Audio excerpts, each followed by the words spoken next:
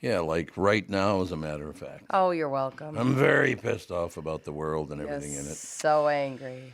No question about it. Looks like, I got to check this out because it's sunny right now. It's going to get windy later on today, I guess. It's only 40 degrees, but it is sunny. And then it's going to get windy at around, I don't know, looks like maybe 9 o'clock this morning.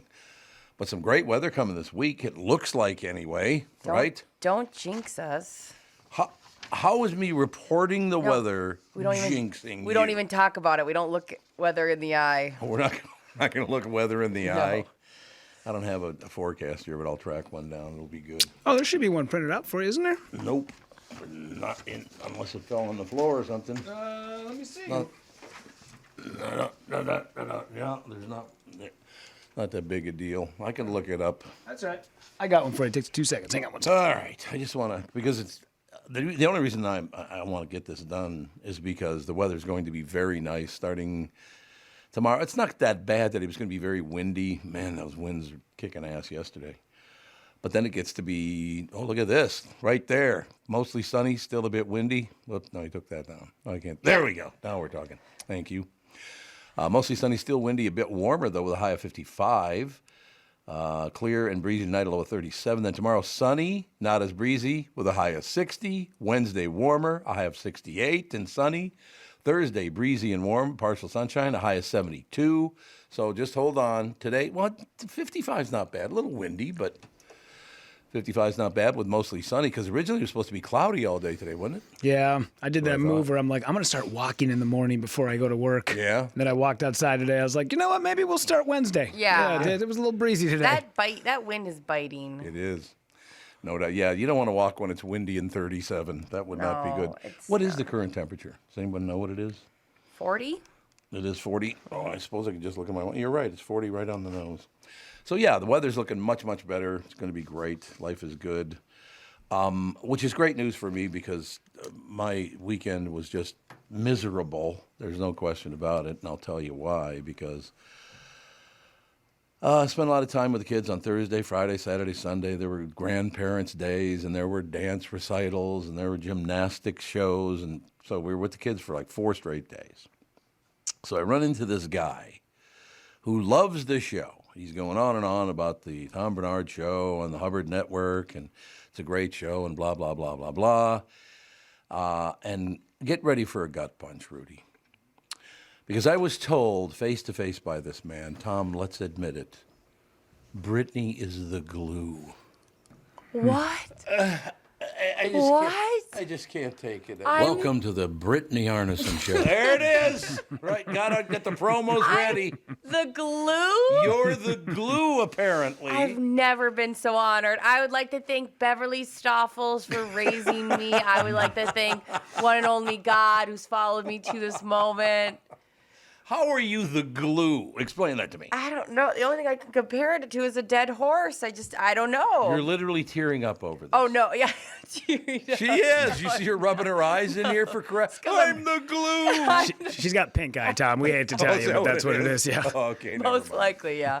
Never mind. You guys, I'm the glue. You're the glue. That's I heard it done. You guys would just be like floating glitter and paper. Yep. And I keep you together. I am the what? What's his name? Do you remember? I'm not. A-hole Central. That's what his name is. Ruin Tom's Life Central. That's his name. No, he's a big fan of yours. He's a huge fan of the show, I will tell you that. He was nice enough to come over and say hello and all the rest of it. But, yeah, he loves the show, loves everybody on the show. As a matter of fact, Kristyn Burtt is another one that's huge. Oh, yeah. People love her. Oh, yeah, as they really, should. You know, it's the typical deal. Women get all the praise, and you and I do all the work. I agree. It's just how it is. Typical. Typical. Yep.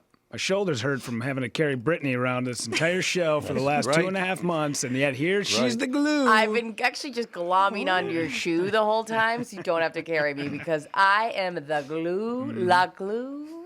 And now, back to the glue. I need to find, like, the French name for glue, so it sounds a little fancier. I'm on it. Isn't glue a French word anyway? Is it? I thought it was. Could be. I might be wrong about that, but I always thought it was a French word anyway. It means smelly white stuff. There you go. That is exactly what he meant by glue. Hate to break it to you, Britt. I knew you were going to go there.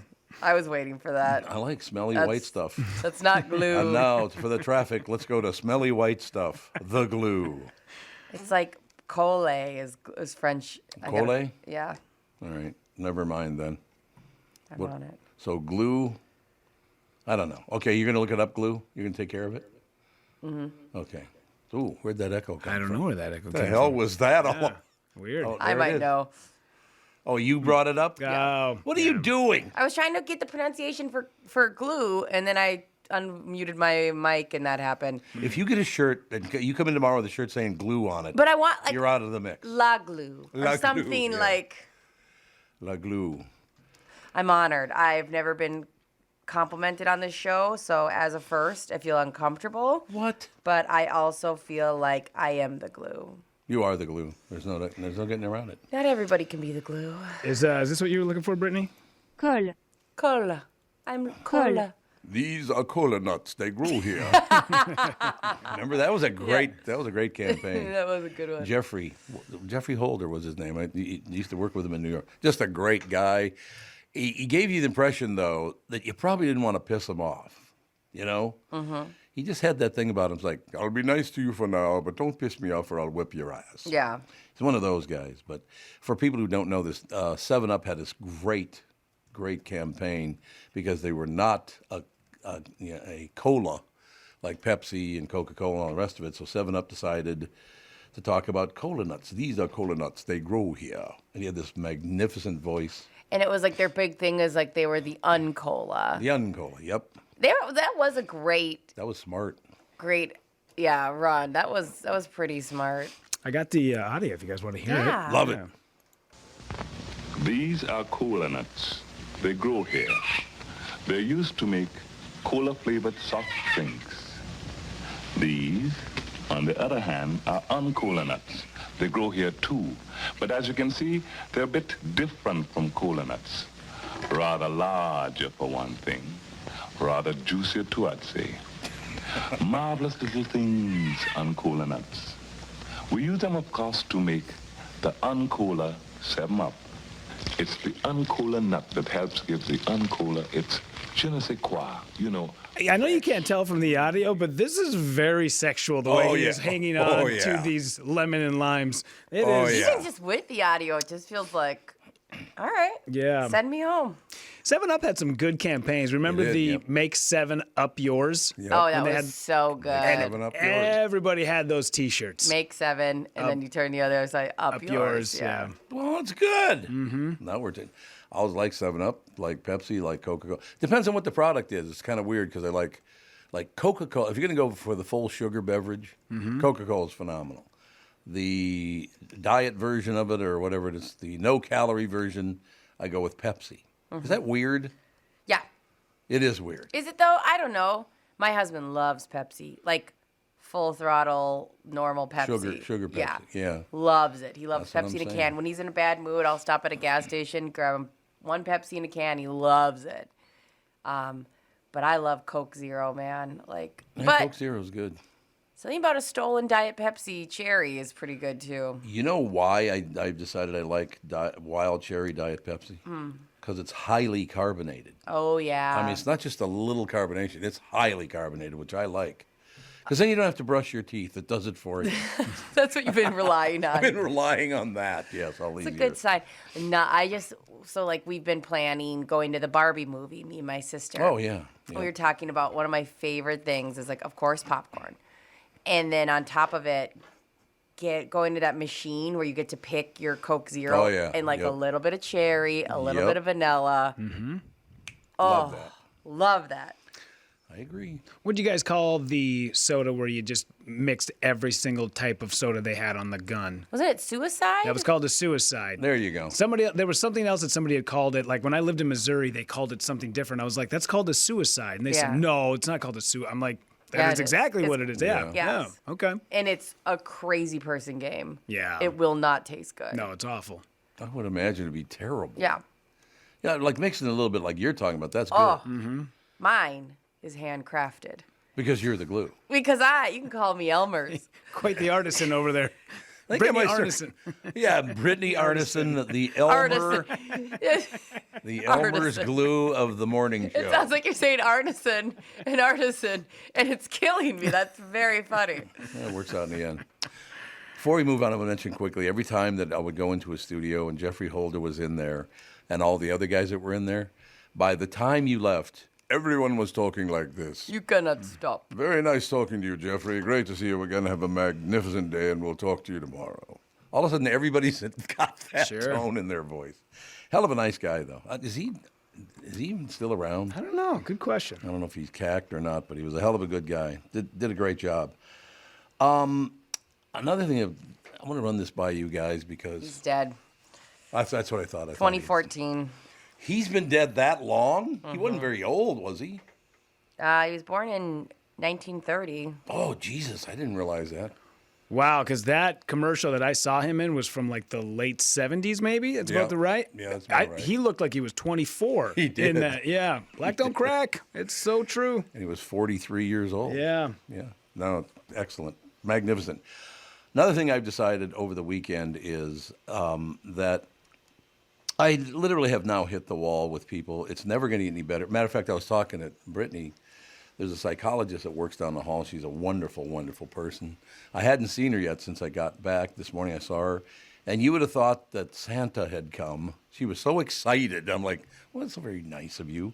You know what it's like to be met with someone in the hall that's really happy to see you, and I hope you have a good day, Tom, and it's wonderful to have you back. Isn't that nice? That's why I have a golden retriever. There you go. Like, I want to come home Big to hug. a super happy being. And That's so Jude. that golden retriever, my blue tick coonhound, not so much. But Murphy, my golden, loves me. There you go. Yeah. So I did ask her this morning. I said, I don't want to use her name because I don't know if she wants us to use her name or not, so I won't, but we love you anyway. But I said, let me ask you a question. I'm really, my head is spinning right now because I try to watch the news, but I just can't watch very much of it anymore. It doesn't matter where it's coming from or whatever. Are we ever going to get over this extreme left, extreme right stuff? And she said, no. We're never going to get over it because that cortisol shot that people get from hatred, and it comes from being angry, from hatred and all the rest of it, can come from other things too. But we were talking about that this morning, that actually it makes them feel all fired up and ready to go, but it's really bad for your brain matter. So that's why she doesn't think it's ever going to get any better, and it doesn't matter which side you're talking about, because as long as it's my way, my way, my way, you have to listen to me, I'm right and you're wrong, it's going to get worse and worse, and it's going to destroy their brains at some level, which means it'll be impossible for them to think about anything else. Yeah. Isn't that sad? Well, I mean, we got monsters out there running around thinking that Brittany's the glue of this show. So how are we Exactly what I'm thinking. How are we ever supposed to come to common ground? That's exactly what I'm thinking. How could she be the glue in a normal world? La glue. It's just not possible. So I've decided this. I really have. I just can't deal with it anymore. I try to make something out of all these headlines. This is horrible, and that party's terrible, and no, your party sucks. I've had enough. I don't want to hear it anymore. I just don't. I have a good idea. Okay, what's your good idea? I know it's a good idea because I'm a millennial and I've already decided it's a great idea. We're going to ask her if she'll come in on this therapist. I was thinking that same thing. That's interesting. Well, You are the glue. She's the glue. I'm the glue. Okay, so we're going to have her in like once a week for just a mental health little segment where she just tells us a quick mental health Love it. tip of the week. Love it. She's such a nice person. Yeah. And I think it's very fortunate that even at 85, her hair is dark brown. Yeah. She just goes with that. But I don't want to hear it anymore. You can't win no matter which side you take, and you try to take the center. But you know how many, you're talking basically 10% of the population is far right, 10% of the population is far left, and the other 80% of us are stuck in the middle having to hear their crap every day. And I'm just not going to do it anymore. I'm not doing it anymore. I don't want anything to do with it.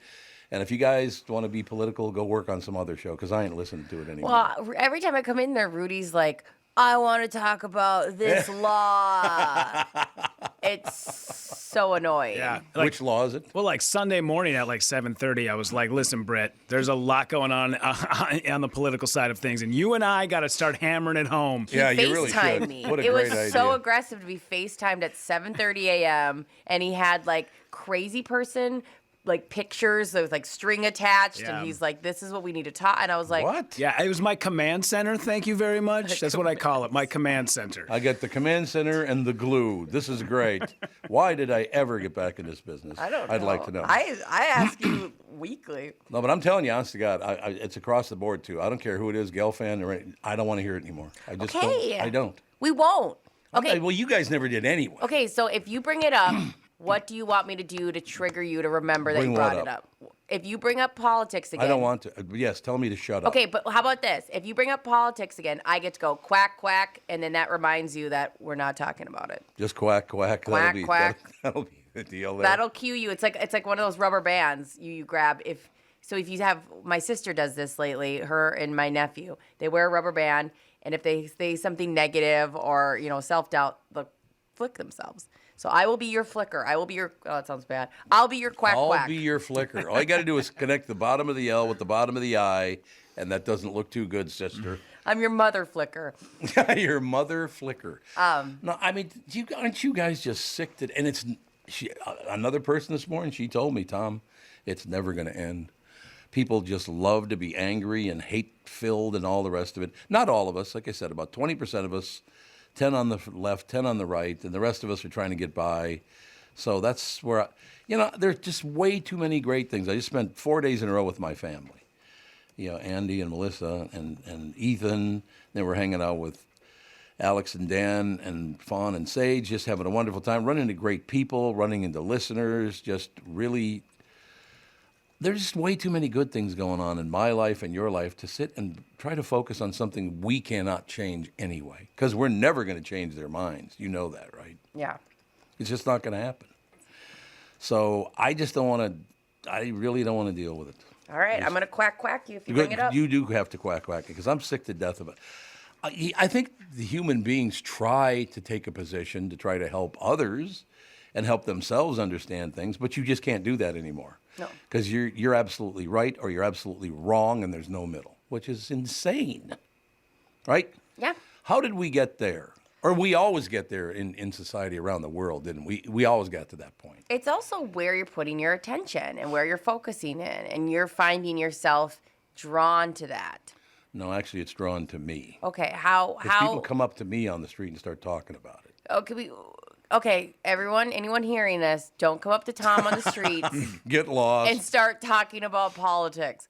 You have to take a break from, like, watching that stuff. I can't do it anymore, and I'll give you a sign that there may be a God. No, I'm not saying there is, and if you're anti-whatever, good for you, and, I just want to hang around my family as long as I can, then I'll croak. That'll be good, right? Yeah, I mean, that seems like the game plan. But I was watching one of the news stations this morning. This is a national news report, and they were talking about. I think they were talking about New York. Were there some street things going on in New York over the weekend? I don't know. People marching through the streets or something. Not sure. I can't. There was someplace, but I don't remember where it was. Might have been New York, but I don't know. I don't remember. Doesn't matter.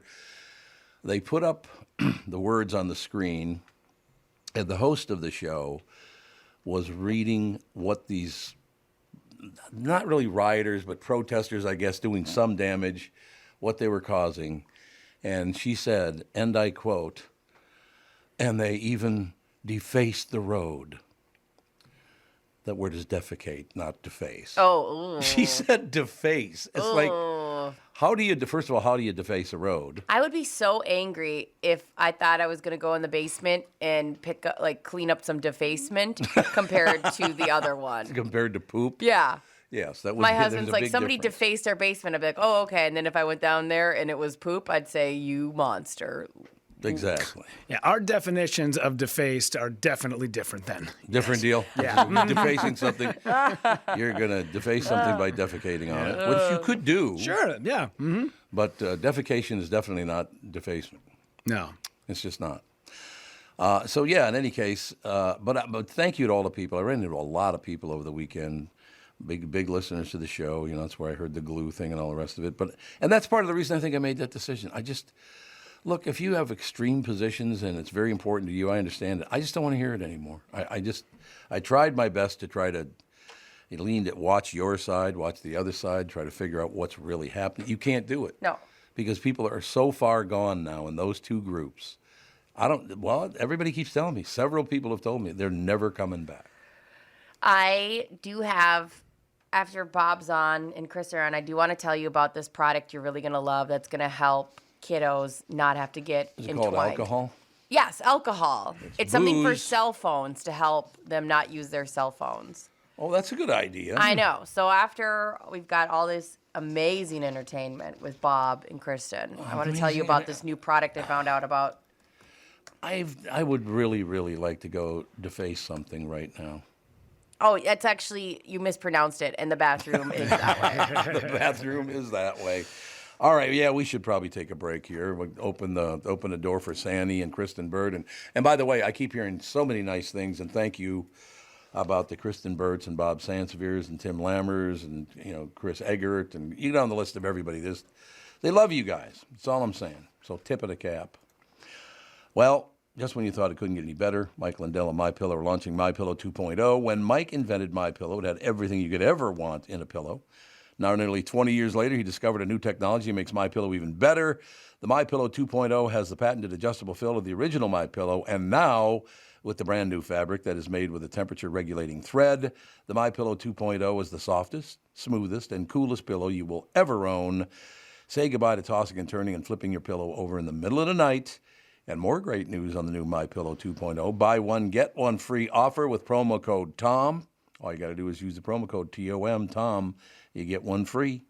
MyPillow 2.0, with its temperature-regulating technology, is 100% made in the United States and comes with a 10-year warranty, a 60-day money-back guarantee. Just go to MyPillow.com, click on the Radio Podcast Square to receive the MyPillow 2.0 buy one, get one free offer. Just when you thought MyPillow couldn't get any better, MyPillow 2.0 gives you the best pillow ever. Enter promo code TOM, T-O-M, or call 800-516-5146 to get your MyPillow 2.0s now. The last thing you think about after an accident is how your social media might be used against you. Hi, I'm Mike Bryant, and I hope you're never injured in a collision. But if you are, don't sign anything or post anything online until you've talked to us. These days, it's natural to share online what's happening to you, good and bad. When you file an injury claim, insurance adjusters will use anything they can to keep you from getting what you deserve. Your social media posts can be twisted and taken out of context. That includes words and pictures. Don't give them any fuel. Hey, you'll have the rest of your life to share the trip to the lake or your new job, but you only have one shot at winning your injury claim. If you've been in an accident, don't wait. Schedule your free case consultation now with Bradshaw and Bryant. Visit MinnesotaPersonalInjury.com. That's MinnesotaPersonalInjury.com. Find Bradshaw and Bryant, personal injury attorneys at MinnesotaPersonalInjury.com. Seeking justice for the injured. Bradshaw and Bryant. Look at that. Professional announcers and everything. Could you call Amy a professional announcer? Yeah. You think so? You Yeah. Well, no, to her face. I know, it's what I was going to say. Yeah, behind her back. Yeah, She's different. in charge of our pay, so I call her whatever she wants me What's to. pay? What do you mean pay? I forgot. You're not getting that. Yeah, I don't get any pay. I don't know what the hell you're talking I about. know. Yeah, it's just the way it is. Ladies and gentlemen, Bradshaw and Bryant, personal injury lawyer seeking justice for the injured. Contact Bradshaw and Bryant at MinnesotaPersonalInjury.com. Michael Bryant, Bradshaw and Bryant, bringing you Sandy. Sandy, you're the what? What a pain in the ass you are. You're not putting my picture up there. What a baby. I don't know how to get this camera to work. I actually think the computer, Oh, I never no, took the it's little, camera. tab off. That could be. But Tom, I got to tell you, all weekend, I'm so excited to be on because I have been both champing and chomping at the bit because I want to talk politics with you. Yeah, please do, Bob. Quack, because quack, quack, Bob, quack. seriously, I'm not kidding you, and it's for everybody. I don't want to hear it, and like I said, if people want to come on this show and chirp, go get your own show. Tom, I can't listen to it anymore, Bob. I can't. I don't blame you, and you nailed it, and I think I know why it's so bad now. Mm-hmm. You had mentioned about the 10% on the right and the 10% on the left. Yeah. The difference is those people didn't used to get elected. Now they're getting Yeah. elected, and that's what's making people crazy. It is. There's no question. And pretty much, you look at these elections or people appointed position, it's always about money. Everything's about money now. You and I, being human beings, don't matter at all. It's only the almighty dollar, as Toots would say. My mother called it the almighty dollar. And Bob, did you hear who the glue of the show is? I did, and who Jesus, could argue fella. that? You can't Quack, even quack. argue it. Who Quack, said quack. that to you? Had they been were they like several beers in when they said it, or Quack, quack. Well, he did kind of say it like this. What's the name of the chick on this show? Is it Briner? I'm fine with that. Britannia? All of those work. I'll respond to all of those. Now he Exactly. did say glue and didn't say she's the PU of the show. Did No. He said glue. La glue is La here. glue. he? La Well, glue. I'm not going to argue. I think that's absolutely correct. Thanks, Bob. I owe you. For Christ's sake. Yeah, so right. here we go. Did I tell you I have to leave at 7:24 this morning? Yeah, I do. Sorry about that. All right, anyway, go ahead, sir. Hey, how about your Twins? My Twins, I had a lovely time watching that game yesterday. They're going to have to do something about that middle inning bullpen. They're going to need to sharpen up a little because they're getting a little bit hammered, if you ask me, so they got to figure that out. But the hitting, the starting pitching, the closers are doing a great job. Twins, what now, have a 3.5 game lead over Cleveland. Yeah, I mean, when what Sonny Gray is doing. I mean, I Yes. talked about him Yes. last week. 4-0 now. Here's what's incredible: his ERA went up to 0.77, and it's one of the best. Going back to the Senators, all right, 3 guys through April have had better ERAs. One of them, Irvin Santana in 2017, and if you take into account the Senators. You have to go back. Walter Johnson had a .23 in 1913. Whoa. And Eddie Madison had a .55 in 1918, and it was Santana. What he's doing, I mean, we were talking about it, and it was kind of like tongue-in-cheek or joking. Mm-hmm. He really is. If he could in any way come close to keeping this up, he's an absolute Cy Young candidate. He certainly would win it for April. Or Bob, maybe lose it to Joe Ryan. Yeah, maybe. I got to very quickly. I got to tip of the cap to everybody over at engineering because the mics all sound phenomenal now. They sound really good. Yeah. Well, like I said, Rudy learned what buttons to hit. Yeah. So I was waiting for Bob to make a wise ass comment. Right. Yeah, so. exactly. Push that one button, the That's all it was, non-garbage yeah. button. He's a champ when it comes to that sort of thing. You got So, it, but I mean, Bill. you know what? With the Wild out and the Wolves out, the Twins, at least right now, are giving you something to enjoy. Oh, I love the Twins. You know, I'm by far a bigger Twins fan than anything else. I guess the Vikings would come in second, and then we get around to the other sports that never win. So Yeah. that pisses me off. But yeah, I'm sorry, but I am just all in for the Minnesota Twins. Always have been since I was 9 years old, and I always will be. I just love my Minnesota Twins, man. Well, now's the time you got to. There's nothing not to love I the agree. way they're playing. 3.5 good, game lead. Good for them. Now, your Vikings obviously completed the draft the other day. Did not get one of the top quarterbacks. They got the 12th quarterback selected in the draft, Jaron Hall from Brigham Young. Now, Brigham Young is where Steve Young came from. Mm-hmm. Jim McMahon played there. So did Zach Wilson. He was there before this guy, and he's a bust. That's why Aaron Rodgers is now with the New York Jets. So Right. It's a 5th round. People cannot get excited about this guy because he's a 5th round pick. And if you want to tell yourself, well, Tom Brady was a 5th round pick, I doubt he's going to be considered the GOAT someday. But maybe there's something there that he will be able to become the replacement for Kirk Cousins. But you don't become the 12th quarterback pick, and you don't wait till the 5th round Right. if you truly think he can be the guy. I have a question for everybody on the show and all our listeners as well. How do people text in or email or whatever? So you go to your app, your Tom Bernard podcast app, and then in the top left corner, there's a little button that looks like a talk bubble. And I think it says feedback for the show, and you can do a quick message, audio Excellent. message, and that comes right to me and Rudy. Because I'm going to make a statement here, and maybe people will be pissed off, and maybe they'll agree. I don't remember the Vikings ever having a great draft. Ever. Well, Christ, they missed a pick one time. They did. Yeah. Yes. I mean, that's how bad they are at the draft. They're terrible at it. They did, but they wound up with Kevin Williams, who was a very good player for them. They let the clock run out on him. And, they've had drafts where, I mean, when you pick late, like Randy Moss, picking him was a hell of a pick. Yes, Same thing with yes. Adrian Peterson. I mean, they've had drafts where they've made some good selections, but I'd have to go back and actually look at the drafts to tell you this one was incredible. Look at all these guys they got. None of them immediately jump out. No, they don't. Look, we've had great people like Chuck Foreman. They knew something about Chuck Foreman a lot of other people didn't know, even though he was a hell of a player in college. Anyway, quality human being and my favorite running back of all time. I just love that guy. Great guy. And should be in the Hall of Fame, which we've talked about. Oh, God, yes. There's no question And about that. These guys, and a lot of them are guys that I know and I covered football with.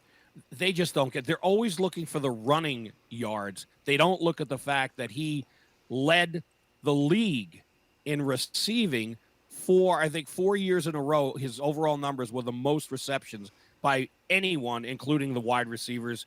And to me, I said this before, Tom, the best stat that tells you he belongs, Lynn Swann, Hall of Famer with the Steelers, had one more season than Chuck. Chuck has more career receptions than wide receiver Lynn Swann. What more do you need to hear? I couldn't agree more, Bob. It just drives me. It still drives me nuts that Bud didn't give the ball to him in the game against Oakland. I will never understand that as long as I live. Nor will Chuck. Jesus. Because he said he went right over the top, and he would have. He would have. It would have been a touchdown instead of a fumble. Gave it to McClanahan, and that was it. Nothing against Brent McClanahan. It happens, but Brent McClanahan is not Chuck Foreman. And the other thing, by the way, these Hall of Fame voters don't look at, Chuck was a fullback. Yes, he was. And right. he's the greatest fullback ever to play the game. I agree. So, No and one little bit of trivia. 50 years ago, 1973 is when Chuck was picked. Mm-hmm. He was the first ever player to be drafted in the first round out of Frederick, Maryland. Second player to be drafted out of Frederick, Maryland in the first round, Jordan Addison. 50 years later. Is that right? That's an incredible stat, I think, that this kid is from Chuck's hometown. Hey, Bob, are you looking at The Wire or any news service right now? I certainly could be. Well, the only reason I'm asking you, I got it because they got officially announced that Brittany is the glue of the show. And when it comes across the wire, I need to know when they're going to announce it. Keep us in the know. I was thinking either T-shirts or, La Glue or some sort of vanity plate, maybe. So you were saying earlier, are you giving her the nickname Elmer? Elmer, it would be a good nick. Hey, Elmer, what's going on in the news? I like that. Shorten it to L, which is adorable. L would be good. Yes, no question. Or there's Borden's glue, Gorilla Glue. I don't know if you want to be called Gorilla. Probably I don't think not. that would work. No. Probably not. All right, Sandy, is that everything, Palomino? Other than Kristyn Burtt, the best ever, is up next. Oh, you guys going to do a crossover again? Is that what the plan is? Well, you told me you wanted me to, No, and I don't know if I should keep it up. I think you do a great job. You do a great job, Bob. 10 out of 10. Kristyn Burtt. I appreciate it. You are all blessed to be listening now because nowhere else can you hear Kristyn Burtt and get the type of insights and entertainment information that you can get when Kristyn Burtt is on the Tom Barnard Morning Show. What a way to start the week. Thank you. Look at the time, Bob. No. Sandy. No, Sandy, I do have to mention this, and Rudy, Sandy, and me just keep taking punches. I ran into some, over the weekend, we were traveling around with the grandkids and going around from place to place, ran into a lot of listeners, love the show. And the two things that they did the most, and I held back on the second point, is one guy pointed out that Brittany is the glue for the show. She's the glue, keeps everything all together. And then they raved about you for about a half an hour. So not Rudy, not Bob, not me, the two of you. Me? Yes. They were raving about you. Wait, me? They love you.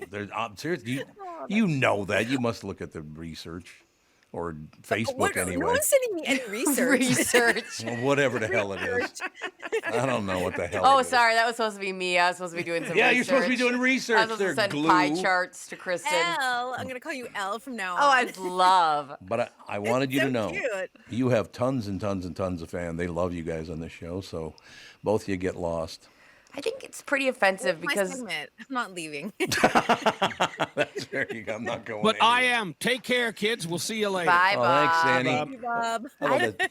Sandy's got to go. I think it's pretty offensive too because the reality of it is the only person who this show wouldn't exist if they didn't show up for work is Rudy. Like he pushes all the buttons. Like he's the actual glue. We sit here and not do anything. Yeah, like if he didn't show up, you and I would not go out anywhere. Like he's the actual glue. So it's his fault I have to be here. Is that Yeah, what you're saying? blame him Okay, for that. all Yes. right. Okay, Yeah, again. He sends me a link every morning. If I don't get that link, I'm nowhere. I know, right? Like It's different every day. See?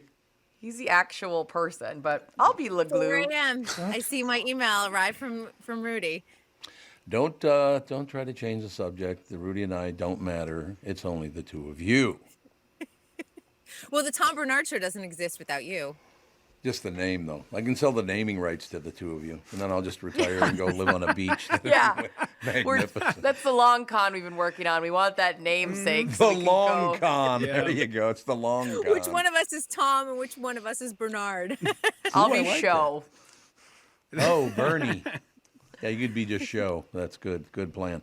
By the way, Bob Sansevere Sports, sponsored by Bradshaw and Bryant. Personal injury lawyers, Michael Bryant, Bradshaw and Bryant, bring you Bob Sansevere. And now Kristyn Burtt with us. And all I heard all weekend was, oh, Brittany, oh, Kristyn, the greatest. I was like, oh, Christ. That's all I need. It's your fault for bringing us along. Yes, it's my fault, no doubt. But yeah, you guys have a lot of fans. Anyway, moving forward, $1 billion for Super Mario.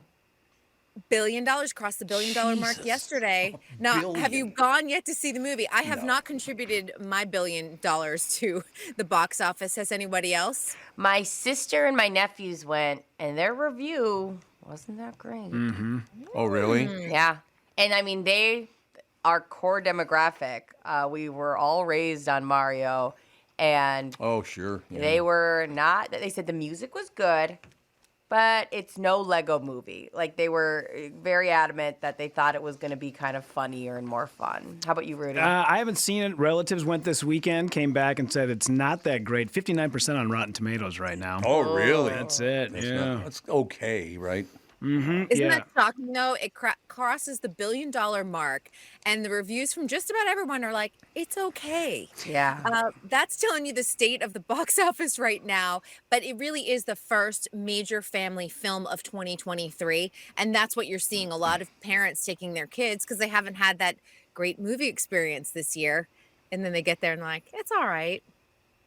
Yeah, we saw a couple of movies. I'll get to one maybe toward the end. It's just this movie, so many things I discovered. You ever heard of a movie called Fat City from 1972? I have not. Oh my God, it's a depressing movie.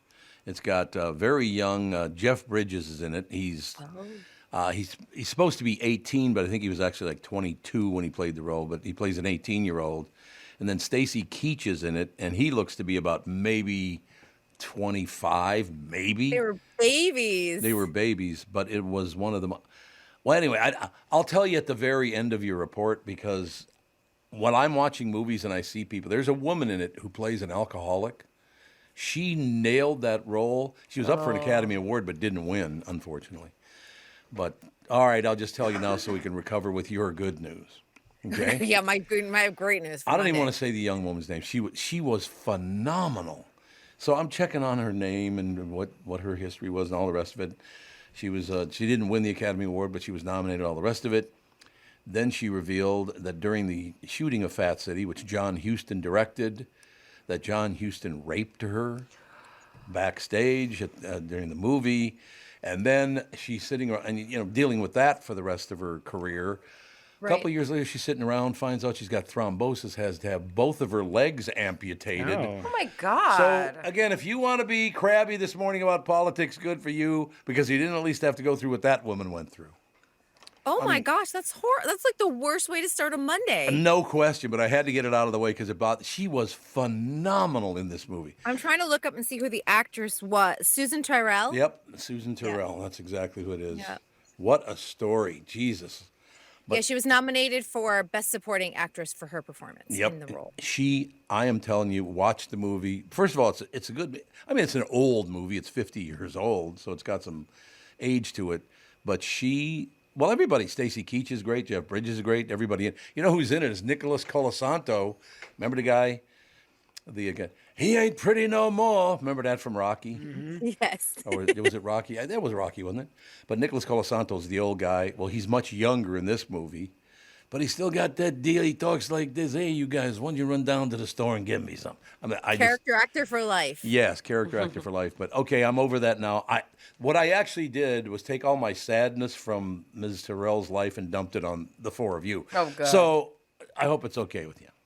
Well, fantastic, because I've got great news, because we're probably going to have a writer's strike. That's what it looks like. What is that all about? It really does. As of 5:45 p.m. yesterday, the negotiations between the producers and the Writers Guild of America broke down.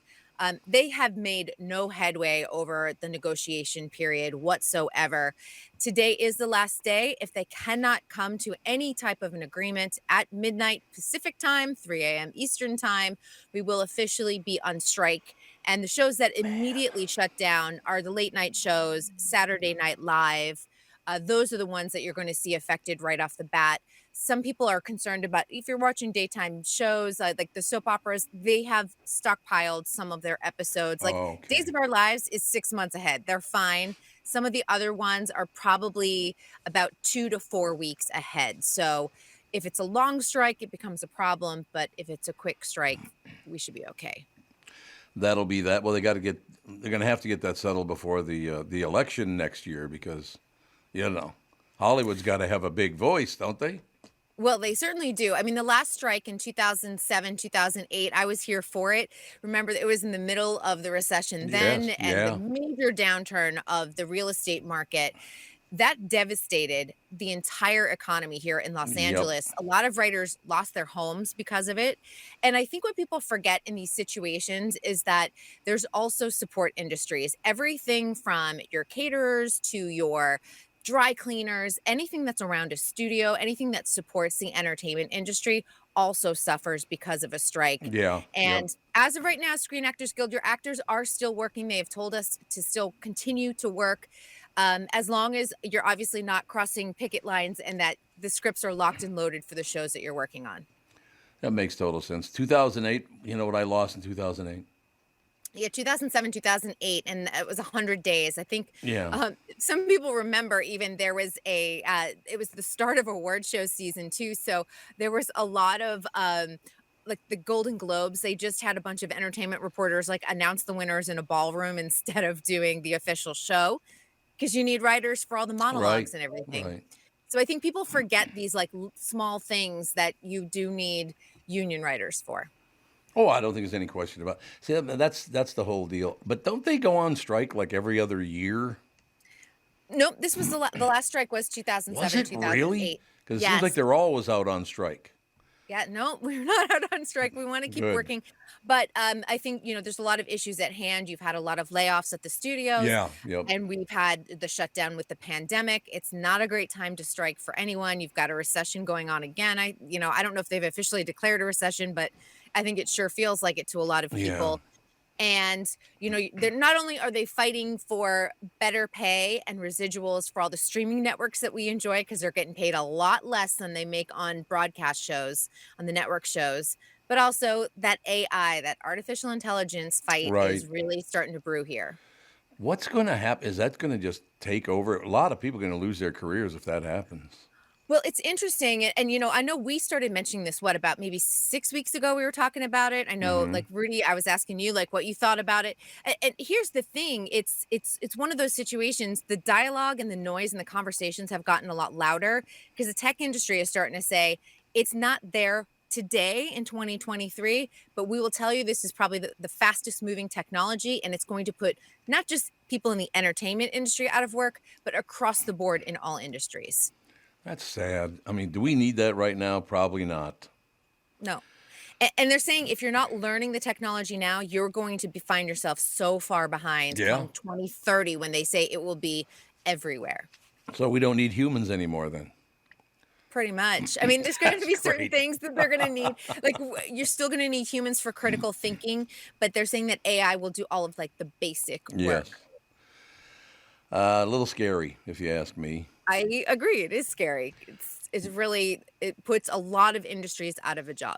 Well, they're using AI now to threaten kidnapping. They pretend that they've kidnapped your child and they have their voice. So I'll put your child on and it's their child's voice talking to them. I mean, this is terrifying. No doubt about it. Yeah, and I think what's scary about AI, it's not just like, oh, it's the written word. No, Right. it's your voice, it's your likeness. Yep. It encompasses everything. All right. Well, thanks for leaving me in such a great mood. It's really nice of you. No question. Man. You've ruined my What a life. happy day. I guess I'll just talk to you tomorrow, I guess, you know. Well, hopefully I will have better news, and hopefully there will be negotiations then, and they'll go in the right direction today. Fingers crossed. But I will say it does look like a strike is going to happen. No, this is a business comment. It's not a political comment. When are we going to stop allowing these hedge funds to take all the money out of their banks and then we have to pay for it? That's a great question. Yeah, there you go. I mean, it seems like every time people need bailing out, it's the corporations that get bailed out first, of course. Oh, yeah. And you and then I everyone pay else for it. is like, we're like, well, what about us? We're all struggling too. It's Nobody true. cares. Well, yeah. You know what a struggle it is to work with the glue of the show, Brittany? It's a huge struggle. I'll be in my trailer. She's got a trailer now. Didn't have one until today. She's got a trailer now. Officially, I was just renting one online. Oh, you were? Okay. For Kristyn, Honey Wagon. we'll talk to you twice tomorrow, not just once, but twice. Absolutely. I'll be on the family and here tomorrow morning. Sounds great. Thank you. Have a good one. Bye. Is she gone? It's gone. She's another one. Just they rave about her. She's so sweet. love She her. reached out to me, I think, last week and was like, hey, Britt, BravoCon is happening in Vegas. We should figure out a way to have you. It's for Bravo shows. Oh, okay. It's like reality TV. They have like Oh, a that's big, what it is. convention. And she's like, I think I could get us press things. You could bring the baby. We could both take turns wearing the baby in Vegas. You should do that. That's And I a was good like, idea. but I just thought it was so sweet because she knows how much I love. I mean, how, like, those are the kind of people you go, that's so nice. Like, not only does she get, like, little fun perks, but her being like, wouldn't it be so fun if we both went? I'm like, okay, you're so sweet. Well, but here's me. When you leave and go do that, I'm going to turn to Rudy and go, I just don't feel the glue today. We're just floating, free floating Yeah. without our glue. There's no direction. We got nothing. There's no Quack, glue. quack. Quack, quack. Hey, we just save that for political talk. By the way, the Quack, turnaround on that. You record, like, Rudy. What? I said that like 4 minutes ago, and all of a sudden he's got. I don't Well, you trust gotta have him. it. Yeah. I don't trust Rudy's. No, you Too don't. quick. All right. Annoying. We'll take a break and see if you can settle in. Oh, thank you. We'll be right back right after this. This is the Tom Bernard Morning Show. Listen live on the Tom Bernard Show app or at tombernardshow.com. Do you ever Google yourself? Are you happy with what you find? Or is it cringy? Are you a business owner or on your company's marketing team? How do you feel when you Google your own place? What do you see? A non-updated social media page you don't even remember making? Ads for your competitors? An old school website with outdated information? Hubbard Interactive can help. They can do it all for your business. They're a Google Premier partner, so they can use search engine optimization to get your click results higher. They can build a 21st century website for you that communicates all the right things all the best ways. They've got a photo and video department to make your business look sharp, plus social media, influencer marketing, podcasting, and more. All the things that will make you a lot happier next time you Google yourself. Here's a Google search that you'll find rewarding. Hubbard Interactive. You can see all the marketing tools they've used on hundreds of successful businesses, including an extensive gallery of the great work they could help your venture with. HubbardInteractive.com. Building campaigns that connect. Tom here. For years, you've heard me talk about my friends at North American Banking Company. They have great online and mobile banking options, plus friendly employees who are always ready to help. And with their location in Maple Grove now open, it's even more convenient for me and my family.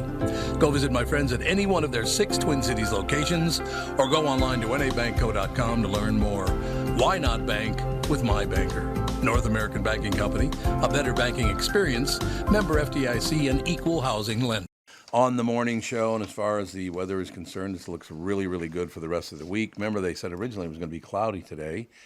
And looking at my watch, it's going to be windy, but it's going to be sunny at the same time. So nice. Holy buckets, that wind yesterday. Oh, my God. I went to the Container Store, You're welcome, Rudy. I was checking everything out for us, and I was carrying a bunch of like plastic bins with the lids on top, and some of them were loosely on. The wind kicked up, shot the top lid, and it felt like I got punched in the nose. It came up so quick. Really? Bop.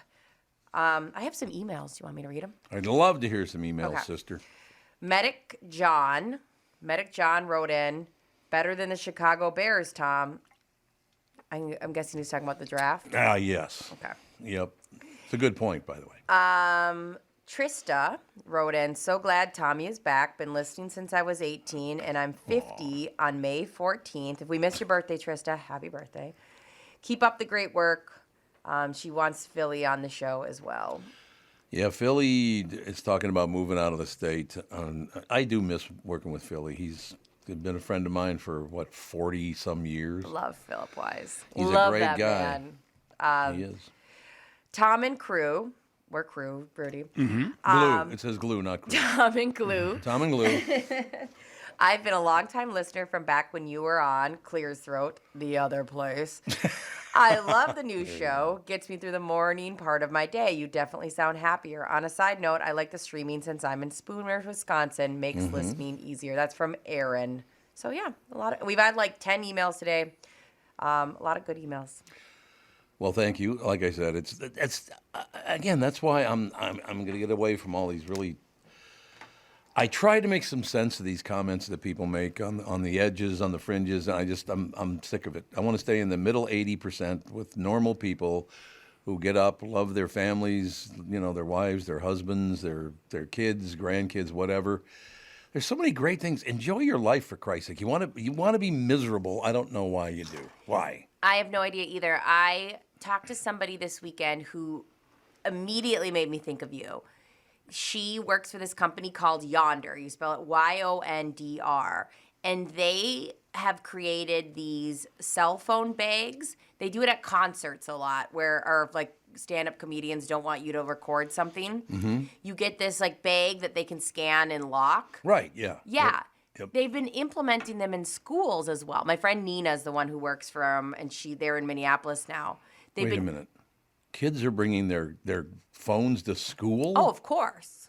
Well, you can't have your phone on at school. Yeah, all kids have their phones at school. Yeah, I'll text my daughter sometimes like, hey, don't forget when you get home from school, you got to make sure you whatever, let the dog out. Right. And then it's 11:45 and she texts me back. And then I text her back, what are you doing texting me? Exactly. You should be, I meant for you to read this on the walk home from school, not in the middle of math class. Yep. They all have their phones in school. Why do they let them do that? Well, it's first off, teachers get really pissed, or parents get really pissed if you don't let them have phones in school. Why? Because you tell me, Rudy, like why would you want your kid to have your phone for after school, right? Yeah, if there was a thing, like many at concerts, you go to see Dave Chappelle, you got to put your phone in a bag, you don't get it back. But it's the watches. That's where the kids get away with it. There you go. They get away with it with the Apple Watches, because that's how my daughter texts me back. So, and it's also security feeling. So they don't want teachers to take them.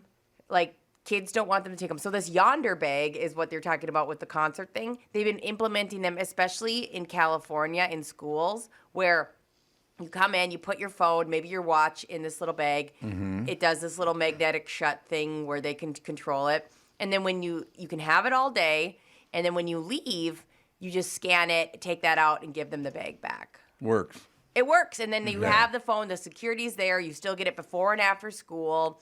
Perfect. That's what I thought. Who has to pay for the pouches? I don't know, that's a great question. The family should pay for the pouches. I would have no problem with that. Yeah, no, I wouldn't either. You want to take your phone to school, then we got to pay for the pouch to put I don't it think in. it's a huge expense either. No, it's not. No. Well, they talked about it too, and then they were like, she was telling me that, some of the negative feedback is like, what if an emergency happens? And they kept pushing the idea that if an emergency happens, like, God forbid, like a school shooting or whatever, the reality is it should come, they should all be listening to the teacher, and the 911 officers get, a huge amount of calls from all these different places, and they're not figuring out, they get miscommunication, just like, it's here, it's there, it's whatever, and it should all go through the school anyways. It works out better that way anyways. So I just thought, wow, we've been talking about the idea that a lot of times with cell phones, there's a lot of negative that comes with the positive. And I thought, this is a cool way. It also helps, they've been showing studies, that muscle memory of not reaching for your phone every 2 seconds because you're like, oh, it's locked up. And that creates really good habits. No, I agree. And that this can all be taken care of. Yeah, I understand you want your kids to be secure and safe. Of course. No question. But you just can't have your phone on in school. Yeah. Sorry, it's just not going to work. It is really hard to hear your kid come home and go, well, what'd you do at school today? Oh, we had an active shooter drill. Oh, wonderful. Isn't that terrifying? They have to. I'm sorry, what did you do today? Oh, yeah, no. We all got into the corner of the class, and we all sat quietly for 5 minutes, and then afterwards they unlocked the doors, and we all went back to class. I'm sorry. I'm so blown away that is what it's come to, that we are, actively trying to tell our kids, like, hey, this is what you do in that situation. I feel like we should have a little bit more at the door because, like, my daughter's school, her elementary school, had a situation happen one time with a parent. And immediately after that, it was like, you guys remember the movie Stand By Me? I think it was Stand By Me with Morgan Freeman, and he chained all the doors. And her school was like, we're chaining the doors. I was like, good. Chain them up. I'm all about it. How scary. That is such a scary reality for people. Like, we used to do tornado drills. I remember when we had our first bomb threat drill. And when I remember in Stillwater, we had a bomb threat. We had to go sit on the giant hill outside the junior high.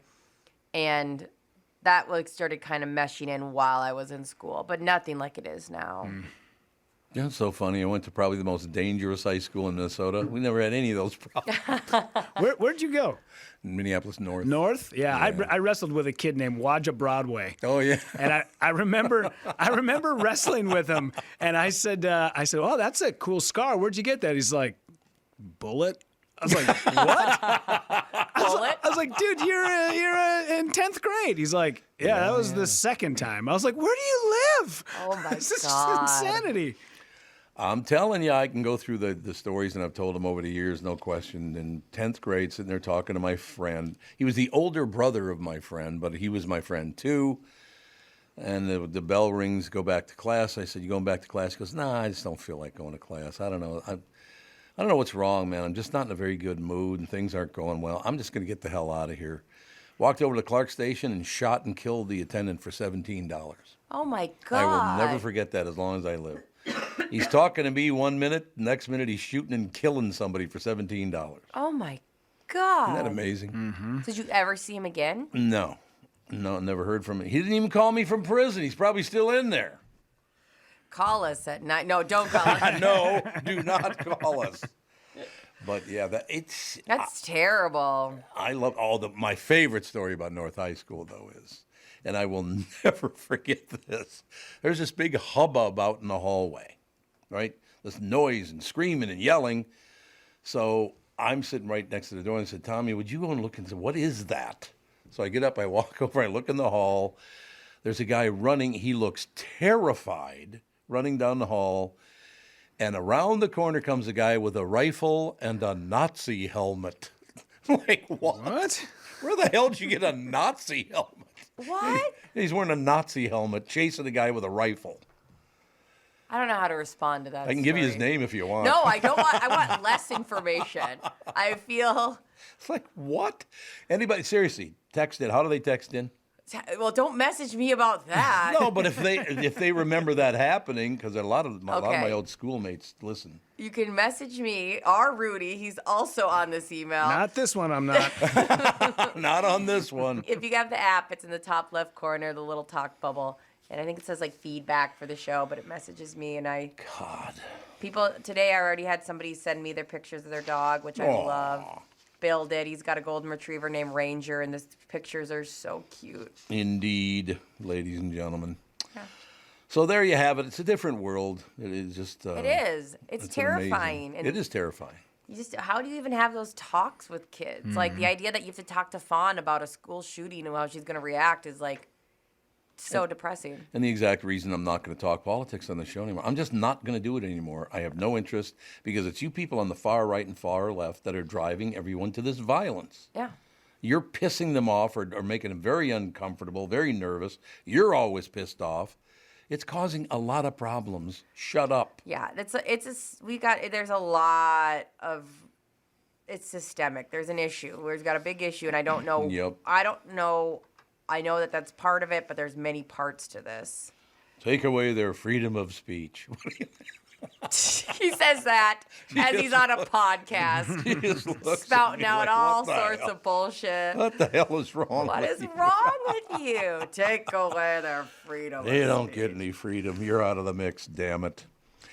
Yeah, I don't know. We'll keep an eye on it, but I honestly got to be honest with you. I'm going through the first hour of the show today, didn't bring up a political issue at all, and I'm really happy about that. Yeah. It's just too much now. It's just nonstop. And again, I'm sick of you defacing my street. We got to watch out, though, because soon will be that hot button problem maker, Chris Egert. He's always... Oh, God, it's nonstop. He's always trying to with get me to him. sign different things and join different political Oh, parties. is he really? No. I didn't think so. No. He's such a good guy, isn't he? He's so good. We just have a bunch of really, love it. I just love that story you told last Friday. Yeah, well, I'd like to go swim with my kids, but I can't because I tip over. He was rolling around like a log as his son was rolling around. That imagery, I the was best. dying laughing. He was so funny on Friday. Duluth Chris Egert is is a gem. Oh, yeah. It's a goddamn delight. He is wonderful. For people who might just tune in for the first time, Chris Egert does our news coming up in about 15 minutes, 13 minutes, whatever. Yeah. Chris lost his leg years ago, and that's what he was talking about, why he tips over, because he's only got one leg. He was so excited. It was to swim unbelievable. in the ocean. And you just imagine him rolling around. Ah! He's just rolling around in the ocean. That works for me, though. He's such a great guy to work. He's I've so always liked funny. him. He is so funny. I'm yelling, "Run! I can't!" When that garbage truck was following him around. in Oh, Duluth. God. God, he was funny on Oh, that's right. Friday. It was beep, beep, beep, beep. It's like, Jesus. He was so funny that day. Okay, I want you guys to guess. Unless you've seen the story already, then you cannot guess. Okay. But I need a guess from each one of you, and I'm going to go with one myself.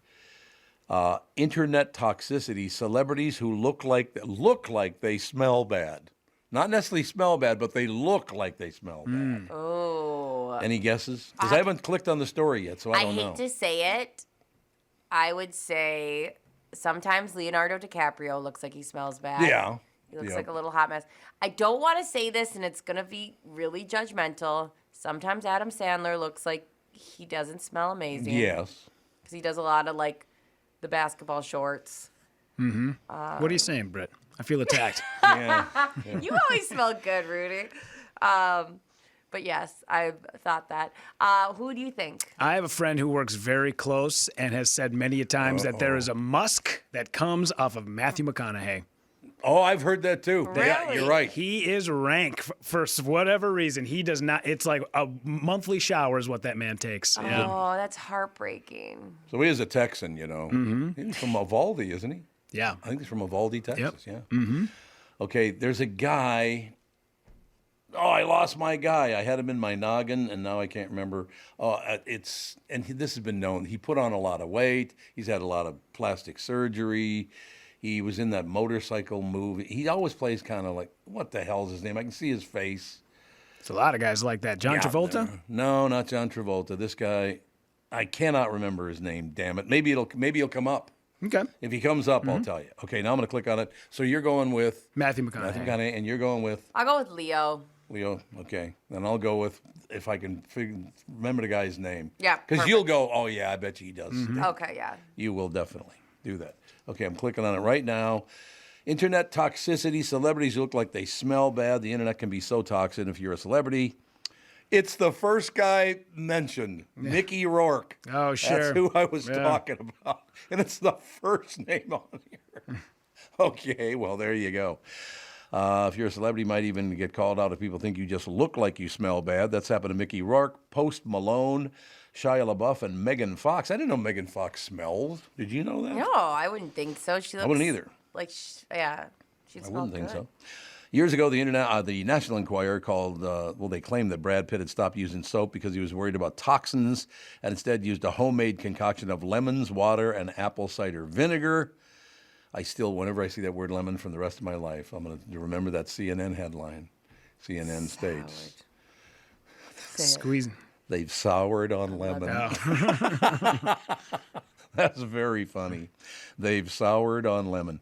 Maybe that was true or not, but Brad usually looks like he smells delicious. Well, that's your opinion. Now people on social media are bad-mouthing celebrities who apparently look like they smell bad. Here are a few of the ones that have been mentioned. We'll go from, there are 15 of them. And you know what? Everyone I've seen so far, I go, yep, I know what you mean. This is pretty good. It doesn't even have to be BO, cigarettes, or booze. Some celebrities may be so self-conscious about smelling normal that they may douse themselves in perfumes, colognes, and scented creams, or patchouli oil. 15-1, Johnny Depp looks like he smells bad. You agree? Yes. Okay. Yes, absolutely. There are times where I go, yes. Lindsay Lohan? No. No, I don't think she does. I agree with you guys. I don't think she looks like she smells bad. Yeah. Charlie Sheen? Yeah, for sure. I would imagine smell like weed. Yeah, true. Madonna? No. I don't think she looks like she smells bad either. No. I don't know who this is. Who's Grimes? Is that a rapper or something? Grimes wasn't she? Elon Musk's wife, right? I don't think wife, but they've had is that kids right? together. Yeah. So she looks like she smells She bad. does like a lot of music. Does she look like she smells bad, though? Yeah. No, I don't She does, Does okay. she? Okay. I think so. She kind of has a Billie Eilish sort of look to her. Oh, okay. Megan Fox is number 10. I still don't understand that. She didn't look like she'd smell that bad. Marilyn Manson, most definitely. Absolutely. I still love that song, though. The Beautiful People. The beautiful people. Beautiful people. Whenever I'm pissed off, I play that song because it's a grinder. It's a real banger. It is. Who's Kesha? Is she another? Tick tock, da da da. Stop. Yeah, Never heard it. It's awful. Is she the one that puts a dollar sign instead of an S? Yeah. Yeah, I think so. Oh, I yeah. know who that is. Yeah, I know. Terrible. Dollar sign. Yeah, she's horrible. Kid Rock, yeah, he looks like he smells. Kid rocking up and down the block. I do like his music. Oh though. my God, we I don't know why. got on a huge Kid Rock kick last summer. Me and my husband, we would laugh so hard about his lyrics. They're just so ridiculous. Oh, I would imagine so. Yes. Okay, so we did Shia LaBeouf. We did. Did we do Shia LaBeouf? No, but no, yeah. yeah, we don't. Yeah, Shia LaBeouf for sure. Okay, your top 5 stinky looking. Now, that doesn't mean they stink, but they look like they stink. Okay. Jared Leto. I don't get that from him at all. I get it. Oh, do you? Kind of crunchy, kind of got the longer hair. It's a little greasy all the time. okay. Yeah, okay. Post Malone. Yeah. This is pretty good, though. Someone calls him Post Cologne. Not bad. Bam Margera. Bam Margera, yep. Someone said that they met him while they were working at Walmart, and he had an odor. We're assuming Bam was not working at the Walmart, too. Oh, that's I was going to say, cold. can we even call him a celebrity now? I feel so. He's going under a lot of weird stuff right now. Yeah. Didn't he lose all his money or something? Well, yeah, and then he's like acquired a child, but like baby Jesus. shouldn't have a child, and there's just a lot with him. I have no idea who this person is. Cara Delevingne? Oh, Cara Delevingne. Delevingne, is that yeah, how you say it? she's Okay. a model, actress, just overall hot person. Okay. Partially because she's reportedly a chain smoker.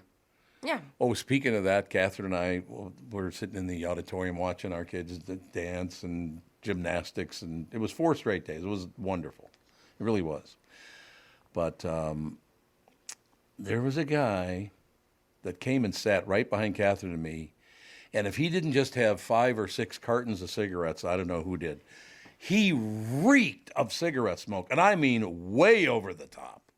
What is that? Did he just, his clothes were just covered with it? I wonder if they smoke in their house. Yeah. You could always tell kids that come from a, like, you know, and me included, like, you'd be like, okay, somebody smokes in the house. Mm-hmm. Yeah, seems like it. Number 1, as we said, what was, and the guy, I don't know if he does or not, but I suppose it's a possibility, but Mickey Rourke is the number 1 guy who looks like he smells bad. You'd agree with that, wouldn't you? Yeah. Yeah. You ever see him in The Wrestler? Oh, yeah, absolutely. That whole movie, I was like, that guy did nothing but sweat the entire movie. Obviously, there's a funk coming off him. Poor guy, poor fella. I like him as an actor. I don't know why I do. I really can't come up with a reason why I like him as an actor, but I do. Yeah. It's kind of weird. When he does well, he does super well. Yeah, that's a good way to put it. Yeah, that's a good way to put it. So we'll keep on moving straight. So, okay, now, and you got to use their real names, not their radio name. Radio people who stink. 'Cause I got 3 of them in mind right now, baby. I don't have to even. I honestly can't even remember this person's name, but they always smelled like soup.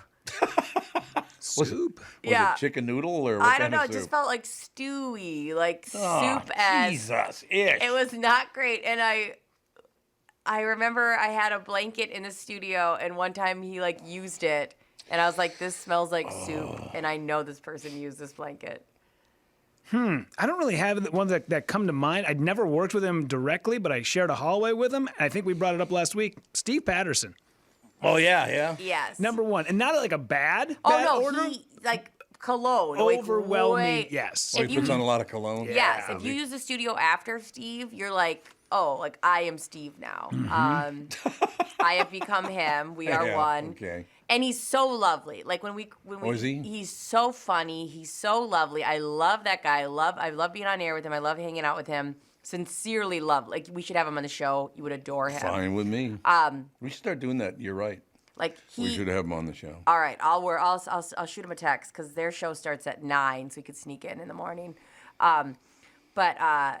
Yes, so great. But man, you can smell him 2 doors down at least.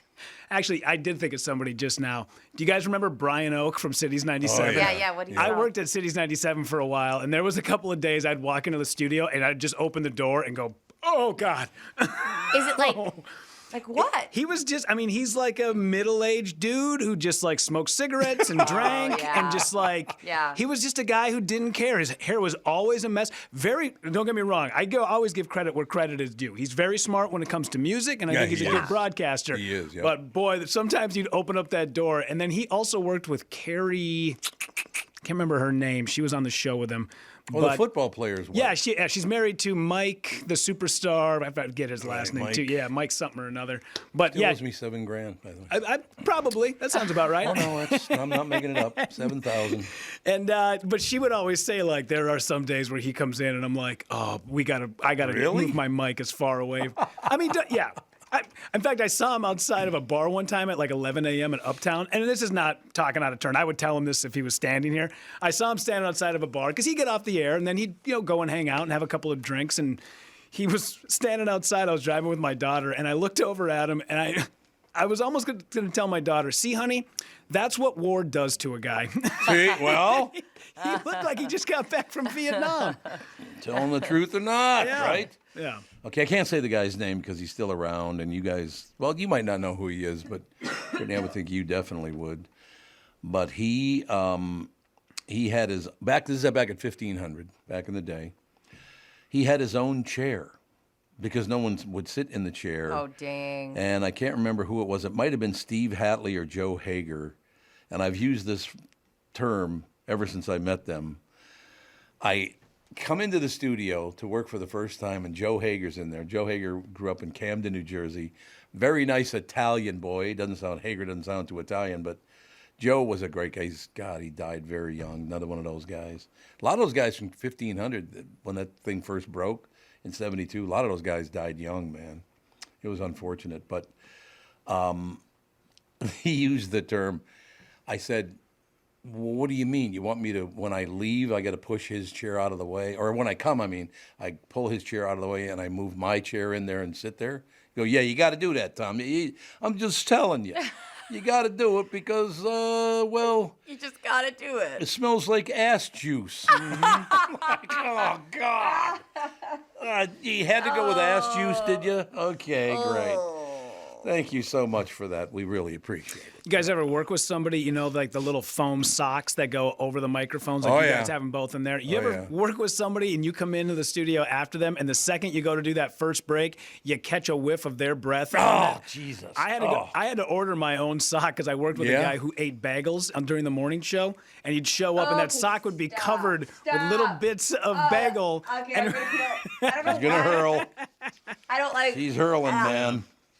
Okay, we're done. We're done with this talk. This is not fun for Okay, anybody. we'll close this way then. Will we, though? Can we just close with the gross I'm going to quack, close quack? right here, as I say. We'll be right back with that puke Chris Eggert. What do you think? Is that a good intro? Love that. All right, we'll be back. This is the Tom Barnard Morning Show. Listen live at tombernardshow.com or on the Tom Barnard Show app. The new Tom Barnard Morning Show is proud to have partners like North American Banking, Bradshaw and Bryant, MyPillow, and attorney and advertiser Dave Bielke. I've been advertising on Tom Barnard shows for years. I like Tom, not just because he's a good guy, but because the ads I run on his show bring me new clients that are hurt at work and need legal help. Tommy B works for me. Grow results for your business by partnering with the Tom Barnard Morning Show. Visit tombernardshow.com, keyword partner. We are back, ladies and gentlemen. Here's the weather. You're going to like this a lot. Yes. Yeah, baby. Mostly sunny, still windy, but a bit warmer with a high of 55. We'll take sunny, windy, and 55. Yeah. Clear, breezy tonight, a low of 37. Mostly sunny, not as breezy. Warmer tomorrow with a high of 60. Warmer on Wednesday. Partly to mostly sunny with a high near 70. On Thursday, a high of 72. On Friday, a high of 70 again. It's looking a beautiful week coming up. So that's wonderful to hear. It's 42 right now, 42 and windy. It's going to be very windy today. But, 55, so that's good, right? We'll take it. We shall take it. I'm just not going to take anything from Chris Eggert anymore. He's out of the mix. That's fair. What's up, Pally? Nothing. How are you guys? Marvelous. We were just talking about, okay, did you have one kid that you went to school with that smelled bad? Oh, God. I wish you could see his face. That was wonderful. You can see it later today. Dude was like the nicest guy, too. He was a farm kid, played basketball, like just, as good of a dude you could ever get. But he would smell up the whole gym. Oh. Like with the BO. Yes. I know. And, back then, probably only thing there was a Brute to cover that stuff. Ooh, Brute, baby. Oh, yeah. Little English leather. Brittany, you look all sad right now. You look like you want to cry. I do this conversation, first off, that makes me so sad that he was so nice and like there was just like this one detail, if you could only fix it, like makes me sad. Yeah, for sure. And also we've been talking about some really triggering things, like these little things you put on your microphone, and I've been wrecked ever since. I don't love this conversation. Why not? Because it makes me feel sick. It's 8:30. Baby. Yeah. It's 8:30 already. It's 8:23 already. I'm the White glue. screens are disgusting. Oh, did you hear that one? They really are. Did you hear that one now, Chris, that I ran into a bunch of listeners? They love the show. They're talking about, you and Kristyn Burtt and Rudy, and they're talking about everybody. But they said, this one guy says, but you have to be honest, Tom. Brittany's the glue. I'm like, oh, for Christ's sake, that's all I need. I think that's fair. Oh, Jesus, here we go. Score one for the Britster. The Britster score is big, baby. What do they mean by the glue, though? You're just so even keel? Is that what it is? Without me, you guys would just be floating, lost, fall apart, probably hungry. Sure. And here I am. She's the pasty white goo that holds us all together. Stop saying pasty white. Rudy and you have ruined the glue for me. I am not that glue. It's a different kind of glue. There's no question about that. But, it all works out in the end. Do you guys ever know anybody who ate glue in school? Yeah, you're talking to one right now. Oh, you did? Yeah, I used to stick it in my the desk. Before I would leave school, 3rd grade, I would put like a little puddle of it, and I would let it... cooking it. I'd let it dry overnight, and then when I'd come back, I'd take the butt end of my pencil, and I'd just chip off little chips of it, and then stick it in my mouth and chew on it. I don't know. What? Because it was 3rd grade. We weren't allowed to have gum, so I just wanted something to chew on, so I just dry glue and chew on it, like little chips. Really? I can't be the only one. Well, that's poison. I don't know if you know that or not. What? Yeah, of course. I've never met anybody who ate glue. I mean, have you seen my grammar? Obviously, this is why I'm a terrible speller. That's true. That's a good spelling point. Was yeah. Oh, so Rudy, okay, this took me a second. You're chewing the glue bits after they've already hardened. They've dried. It wasn't like I was just taking a pull, like a shot of glue, just like Elmer off the. Yeah. Because that was a thing when people would eat the glue not in the form it had already solidified, but when it was still Yeah. Have you ever heard of that? No, I mean, like, and jokes, like, or like somebody sniffs glue. But did you swallow it then, Rudy? No, I would just chew on it. Still weird, Yeah, but less still weird. weird. I mean, I imagine I ingested some of it, obviously. Yeah. But yeah, no, it was just like a little tiny, like, it was like, you know, when you get those little breath mints that are like the strips? It was kind of like that. It was just, I don't know, I would just suck on it and then it would dissolve and that'd be that. All right. Mm-hmm. Everyone needs a hobby. Yeah. And it didn't cause your poop to like solid up, so you didn't have to go to the bathroom for a while? It's not like I shat out a glue stick or anything like That's that. what I'm wondering. That's exactly what I'm saying. Do you guys ever know those kids that would put glue all over their hands and then No. let it dry and then sit there all day peeling it? No. I remember those kids. I smoked pot. Well, you guys can do it all you want. Do whatever you want. I'll just go hit the pipe. I'll be good to go. Jesus. Tom, you look so bored with the glue conversation. Tom's like, Jesus, come on already with this kid. Well, she is the glue. Chris, I want to ask you a question because I've made a decision now, and I made it kind of last night into this morning. I am so sick of extreme politics being on television, not local news, but national news, that I've literally decided I don't want to talk about it anymore. You got the 10% on the far right, 10% on the far left. The rest of us are stuck here in the middle, and I'm just not going to take part in it anymore. It's funny you bring that up, Tom, because I wanted to run this story by you guys. It was on the Associated Press this morning, and it's there's some new research that has come out, and Americans fault news media for dividing the nation. Yeah, it's true. According to an AP poll. And they've got all kinds of, I guess it was World Press Freedom Day. Maybe that's today. What was the stat here? While a slim majority of Americans say they have some degree of confidence in the news media's ability to report the news fully and fairly, only 16% say they're very confident. 16%. There you go. 16%. Which is crazy. 4 in 10 say the press is doing more to hurt the American democracy, while only about 2 in 10 say the press is doing more to protect it. And it's the gist of the whole article is partisanship. Because if you go on to read the whole thing, it's because the perception is of the national media that there's partisanship involved in it, and that's why people have lost their trust. And again, I talked to a psychologist in the hallway. She's right down the hallway from here. And I said, are they ever going to get past this point? She said, absolutely not. They're so far gone on the far right and the far left, they're never coming back. So we need to ignore these people. We really do. They're the 80% of us. I mean, I don't see anybody, the three of you, that's all that extreme with politics or anything like that. Right? I don't know. I'm not extreme about anything. No, good. I agree. I don't know. I was called a communist last week. So. I called you a communist. I remember that very You're vividly. a communist, damn it. Yep, I remember that. That's exactly. Well, Minnesota's you'll fit right in Minnesota if we keep moving the direction we're moving. So another part of in the article, they'd interviewed somebody, and the woman they interviewed was talking about how she'd rather look things up on her own and look at sites that she trusts. Yeah. But that unfortunately is kind of part of the problem, because people go down the rabbit hole of sites that they trust and maybe are unaware that the algorithm is continuing to funnel them to the same sources of information that may or may not be partisan and may or may not be fairly run. And it might be a complete piece of propaganda, and people are reading it like it's a normal news story. And I think that's where things are getting, the lines are extremely blurred for people to know where to get it from, because if they want to hear what they want to hear, right? Like that's kind of the way things have become. So yeah, it's interesting. No, I woke up, that was the first article I read this morning. I'm like, oh, well, happy Monday to you. Exactly right. No one trusts you. Go now, get up at 3 and go do your job.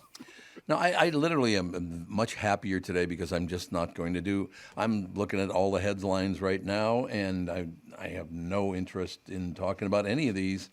Well, first of all, you got the tornado in Virginia Beach. That's the top story. But then it's AOC, then it's Donald Trump, then it's Chicago mayor urging Texas governor not to ship more migrants. I mean, every story is about the politics of America. I'm sick to death of it. Unless you're going to work together, take your politics and make it and help us all work together, then you got all my support, right? Yeah. There's some Emmanuel Macron news in the. What's he up to? I know how much you love him, Tom. He's a sweetheart of a guy. Frog, some bitch. We have an interesting story today on our website that that actually makes me kind of pissed. I don't have an opinion, but we've all run into potholes this year, right? Like it's like the worst they've ever been. Yes, sir. One of our reporters yesterday, Renee Cooper, she talked to MnDOT about pothole claims, and this is crazy. The pothole claims jumped this year from 140 in 2022 to 400 claims this year, but last year they only paid out 8 of those claims. What? 8 out of 140 last year. Jesus. And they're not even through the claims from this year. Isn't that crazy? It is crazy. So when you say only paid out, is it they only paid out and that was the final decision, or they just haven't gotten around to actually paying people out yet? Or was that was just they had not got this year's. The implication was this year's payouts have not been done yet. Mm-hmm. But last year, of the 140 claims, only 8 actually resulted in somebody getting money for the damage on their car. And this is what's crazy. State law says that for the state to be considered negligent and reimburse drivers, the pothole has to be reported in advance. What? And the state has to be given time to fix it. Think about how dumb that is. Yeah. It is really dumb. Because how the hell are you supposed to even know that the pothole is there until you freaking smoke that thing when you're driving down the street? I mean, unless you're talking about the same road that you drive on every day, that is such a dumb loophole. Think about that. Mm-hmm. And so, I mean, basically, they're dodging having to pay people for these pothole problems, which is like, it's a terrible thing. It's super expensive. God. So anyway, that sort of made me angry. And you think of all the things that are being discussed in the legislature and all the things that people are fighting about, like something really simple, like fixing that law to make it make more sense that people can get their freaking cars fixed when they're busted. I don't know. Maybe it's just me. Maybe I'm the only one upset about this story. No, I look, like I said, I'm going to stay as far away from it as I can, because you can't convince on the far right or the far left that they might not be right about these kinds of things, making claims like they may. I just think it'd be a lot better for all of us to let those 20% of our citizens just battle it. Why don't you just pull guns on each other? There you go. Why don't you just open fire on one another? Jesus. Here at the Tom Barnard Show, we would like to say we are not advising people to pull guns on each other. It's just a disclaimer. Mm-hmm. Can you take a joke or not? That's why you're the glue, Brittany. That is why you are the glue. Elmers. It all works out in the end. No question about it. Here's what hit me over the weekend, because I've been talking about it quite a bit this morning. On Thursday, Friday, Saturday, and Sunday, spent all those 4 days going to Grandparents' Day or going to dance competitions or going to athletic things. It was all about the family. And in that 4-day period, I was so damn happy, I can't even tell you, because I was with my wife, who I adore, as you guys know. I understand she's far too good for me. I got no problem with that. Good, as long as you know. As long as I know. I love my family. I love my kids. I love my friends. I like working with you guys. I mean, I just, my life is far too good to be pissed off about political BS. I don't care. I can't even listen to it anymore. Can't do it. Be happy for Christ. Find a life that makes you happy, right? I have had to have this conversation with my mom multiple times. I'm like, Mom, you got to just turn that off. Like, just turn it off. You're not learning anything anymore. You're on hour 14 of whatever it is that they're talking about on the station today. Yeah. Just turn it off. Go do something. Get away from it. And of course, she takes that as being condescending, which I was not delivering it that way with that intent. But it's just, to your point, Tom, you do need to just step away from it. I couldn't agree more. Yeah, I literally have finally decided, and I decided that over the last 4 days, that this is where I want to be, supporting my family, spending time with them, going to dinner with them, having them over at the house. I'm a very happy person. I can't listen to your political crap anymore. I just can't listen to it anymore. You're never going to be happy. All you do is bitch and piss and moan. Go be miserable. I don't wish to be miserable with you, right? Well, you know it's bad when a guy who's on the news is telling people to stop watching the news. Well, there is that. Well, don't get me wrong. I know what you mean, yeah. But you know what I'm saying? Like, yes. It's not freaking healthy for somebody to be staring at the TV or their phone or whatever for 20 hours every day. You do not get a good representation of what's going on in the world when you're staring at a screen. I don't care if it's a phone screen or if it's a TV screen. Like, I don't know.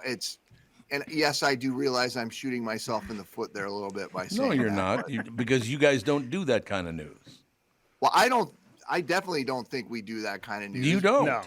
But I do understand that people lump us all together, and that, that's unfortunately kind of the way. I think people who are regular viewers know that we're not the same. Right. But I do think that big picture, like, I think people sort of lump us all together, which kind of stinks.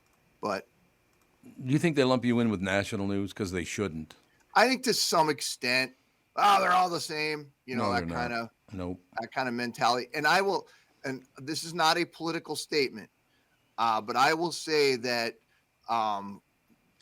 presidential candidate Donald Trump, the first time, was a genius to do that whole fake news thing. Yeah, that's true. That was smart. When something came at him that he didn't want to address and didn't necessarily have just didn't want to address, it just called things fake news. That's fake news. There never had to be an actual answer. It was just a deflection.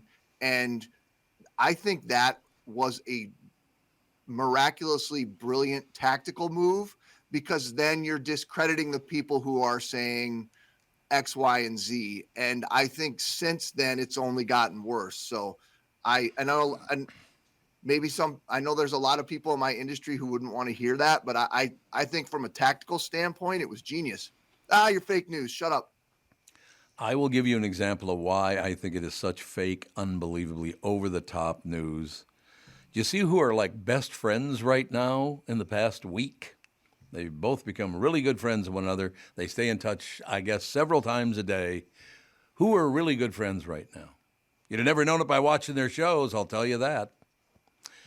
Good buddies right now, Tucker Carlson and Don Lemon. I mean, they're hanging out, they're having dinner, they're talking to one another. You guys couldn't wait to attack one another on the air, right? But now they're buddies. It's all theater, right? It is Isn't all that what theater, that tells you? all of it. So don't fall for that, ladies and gentlemen, seriously. Like when I say that Brittany is the glue, it makes me want to vomit, but I still say it. Well, because it's true. It's not fake news. It's not fake news. You are the glue. That's hard hitting. We heard that this morning, Chris, I ran into a guy over the weekend, said, love Rudy, you do a great job, Chris Eggert, all the people, but let's be honest, Brittany is the glue. You know what? I'm like, for Christ's I have been trying to get you guys to be honest about how talented I am for years. Oh, well, yes. Let's be honest. It's very talented glue you are. You're the most talented glue I've ever met. Thank you. If you were a glue, Brittany, what glue would you be? I'm classic. I'm Elmer's. I don't want to be toxic. Elmer's. I want to be able to be consumed by Rudy. Yeah, he start chewing on you. Whoa, whoa. Oh, she's knocking herself out. Oh, I heard it. I hate it. All right, well, check you later. Bye. She's knocking herself out with her own reference. Well, it's something that is pasty and tasteless, so yeah. There you go. All about it. And you come back for more every day. There you have it. Oh, that's bad. Oh, no. HR, here I come. It all works out in the end. Are you going to cover, are there any big news stories you're looking at covering today? Well, the guy, there's a guy accused over the weekend of federal charges for not bombing, but setting fire to a couple mosques. All right, yeah. Here in Minneapolis. So he's going to be in court today. And also Tu Tao, who was one of the 4 officers involved in the George Floyd situation. Right. He has some state charges, I think, that are getting discussed today in front of Judge Cahill. He's not, in this particular case, he did not ask for a jury trial. So the judge himself is going to weigh the circumstances. I don't know that we know what time the alleged mosque fire starter guy is going to be, because it's federal court and the charging documents or whatever documentation it is weren't out as of just when I walked in here. But he is supposed to be in federal court today. And that also has kind of turned into a bigger deal because the police chief over the weekend said that they're going to increase patrols at houses of worship, not just mosques, but all around Minneapolis, which does make sense, given the circumstances. So, yeah, those are a couple things that we got going on today, Tom. Okay, because I have 2 stories here that I was sent. And the glue sent them to me, so they got to be good because the glue sent them. Okay, I want you to either cover angry person takes machete to Uber driver. Jesus, you're that pissed. Who hasn't been there? Yeah, who hasn't been there with their Uber driver? Or you could cover this one. Ladies and gentlemen, let's throw it over to Chris Eggert here at Channel 5 Eyewitness News. He's got a story about a woman having an orgasm during a symphony. Oh, that's Rudy. That's Rudy who handed you that one. Oh, Rudy's the one who came up with the orgasm? Mine's the blood. Mine's usually the murder blood. Oh, okay. Okay. Yeah. Tell me more about this performance, Rudy. Tom's got the article. I do have the article right here. You want to hear more about having an orgasm while there's, oh my God, screaming orgasm too, by the way. Yeah. And that woman has screaming orgasm as L.A. Philharmonic plays Tchaikovsky, The Report, ladies and gentlemen. Music really does have charms to soothe a savage beast. An unsuspecting concert goers in California found out Friday night, according to reports after Los Angeles Philharmonic's performance that evening. Multiple attendees emerged to claim on social media and to the Los Angeles Times that a woman in the audience had experienced what sounded like an orgasm in the middle of Tchaikovsky's Fifth Symphony. I saw the girl after it had happened, and I assumed that she had an orgasm because she was breathing heavily and her partner was smiling and looking at her like in an effort to not shame her. It's a lot from a look. Mm-hmm. I'm like, why would you have an orgasm because of Tchaikovsky's Fifth Symphony? I mean, it's beautiful. I saw a look that indicated he didn't want to bring shame to the situation. And yes. That he had a long walk earlier in the day. What? Oh, my God. Twitter users variously described the sound of that as loud and full-body orgasm, screaming orgasm, and my favorite, finger-banging orgasm. Like, what? That's a rare one. That's a rare one. Woo. Mm-hmm. At the symphony, she's tearing a piece off at the symphony. Well, here's the audio of it. We do got a little. We do have some audio. Here, you guys decide for yourselves.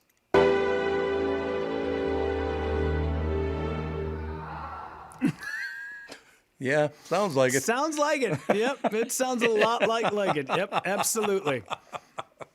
That's interesting right there. Man, I think I want to go see that show. I'm buying 2 tickets. How about this? Who gets to sit in that seat next? Oh. Yeah, thank you. Thank you so much. Oh. Look, somebody spilled vinegar. Yeah, wonderful. Looks like the glue is here. The glue, yeah. The glue must have been sitting here previously. Get up. Let me see your there's chair. Rudy. Let me see your chair right now. I will not. Look, a racing stripe down there. Oh, God, you're going to make me want to throw. Let's go back to smelly kids. How about that? And I'll feel bad for them. Well, Chris has to go, so we can't do smelly kids. That's but, true. You know. Gosh, it's going to be hard to really top that one. So I'll be thinking about that all day. You're going to have to tear yourself away from the show, aren't you? Yes. He just starts laughing. Yes, I really do, Tom. No doubt about it. Thanks for your journalistic expertise. Yeah, it's been something. It sure has. It's been something. Thank you, sir. Have a good day. We shall take a break. Be right back in a couple minutes more of the Tom Barnard Show. You know, I've been losing weight. I've got to tell you, I'm really impressed with the program offered by mnfatloss.com and my pals over there. The team at MN Fat Loss has figured out the secret to losing up to 1 pound of fat every day. I've lost 14 pounds, and I've only been on the program for not even a few weeks, about 2.5 weeks. I'm feeling healthier, and I've got more energy. The program is safe and effective. That's very important to me. You know me, I'm not going to count points or eat packaged meals, and certainly, no, we're not doing the hypnosis. Seriously, folks, if you want to lose 20 to 30 pounds in a month or two, you really ought to check out the program at mnfatloss.com. Of course, results may vary, but I'm losing the weight. I feel great. Matter of fact, I have to talk to Michelle today because, Thursday, Friday, Saturday, and Sunday, I'm hanging out with the family. You end up eating things that you don't want to eat because you sit down and go, well, Bop, you got to eat with us. I'm like, oh, my God. So I got to figure out how to get around that. If you want to find out the secret to losing 14 pounds in just about 2.5 weeks, about a pound of fat every day, no exercise required. Schedule your free consultation by calling 763-312-7600 online at mnfatloss.com. Be sure to tell them Tom Barnard said to give mnfatloss.com a call. 8:48 now. It's 12 minutes till 9 o'clock. Got a little Skor North Phil Mackey coming up at about 9:20, 9:50, an interview with Melora Hardin, The Office, Clock, the whole deal. Clock just came out, didn't it? Or it's coming out? It came out on Friday on Hulu, okay. yeah. Okay. Mm-hmm. Did you watch it? I haven't watched it yet, no. You got to give it a whirl. Mm-hmm. No question. I'm looking at this young man's face. He looks like he's very pissed off at the world. I will point that out to you. Do you ever make faces when you're pissed off at the world? Accidentally. I do faces all the time, unless my Botox is too extreme. There you go. Angry Uber Eats customer who was so worried late food would be cold, he slashed delivery man with a machete. Gulp. Attacks a driver with a machete because his Sammy might not still be hot. An angry Uber Eats customer slashed at a delivery driver with a Rambo-style machete because he feared his food would go cold. A judge told 20-year-old Kavner Kelsall, and by the way, 20-year-old Kavner looks like a mental case. He looks crazy. Yeah. Did you see his picture? Doesn't sound like the picture of mental health. He told him that he was lucky he had not killed his victim when he struck him over the head with a lethal weapon during a terrifying confrontation outside his flat in Shipley last December. Bradford County Court heard on Friday that the victim, who had been working alongside his brother that night, had been left with a visible scar to his head and had subsequently given up delivery work because he did not feel safe. Would you like to be a delivery driver right now with the feeling in the world? No, I don't think so. In fact, this weekend we had some road gigs, and I stopped by my old Pally Eyes was the name of the pizza place I worked at in Mankato. Oh, yeah. Loved it. I love that place. So we went and had some pizza there, and while I was there, I was telling the stories about back in the day delivering pizzas for him, and there was 2 times where I've ever been scared because you're by yourself, and of course I'm a small guy. There was one time where I delivered a pizza to a guy who wanted his pizza delivered at noon. Because that was when his break was happening. Oh, sure, yeah. Well, nobody had told me that, so I just did the deliveries in the order that it would be fastest for me to go. Absolutely. I didn't get there until 12:40. I mean, this guy was like probably 45, 50 years old. Comes storming out of the building, gets right in my face, pushes me. I wanted this here at noon. I was like, I don't know what to tell you, man. So I went back. I was like, hey, how about a heads up next time so I don't end up taking one to the face? Because that guy is super pissed right now.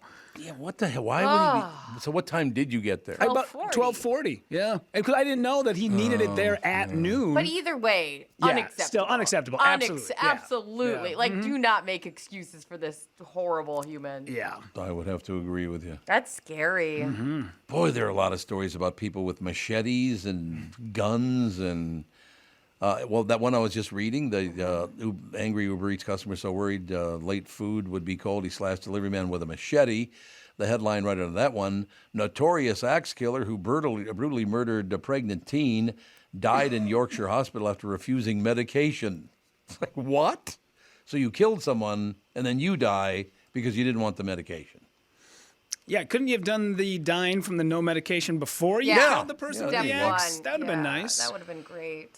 I'm telling you, this is it again, ladies and gentlemen. The news is covered with people with extreme views on both sides, and these are the people that are ruining our lives. We have got to do something about them.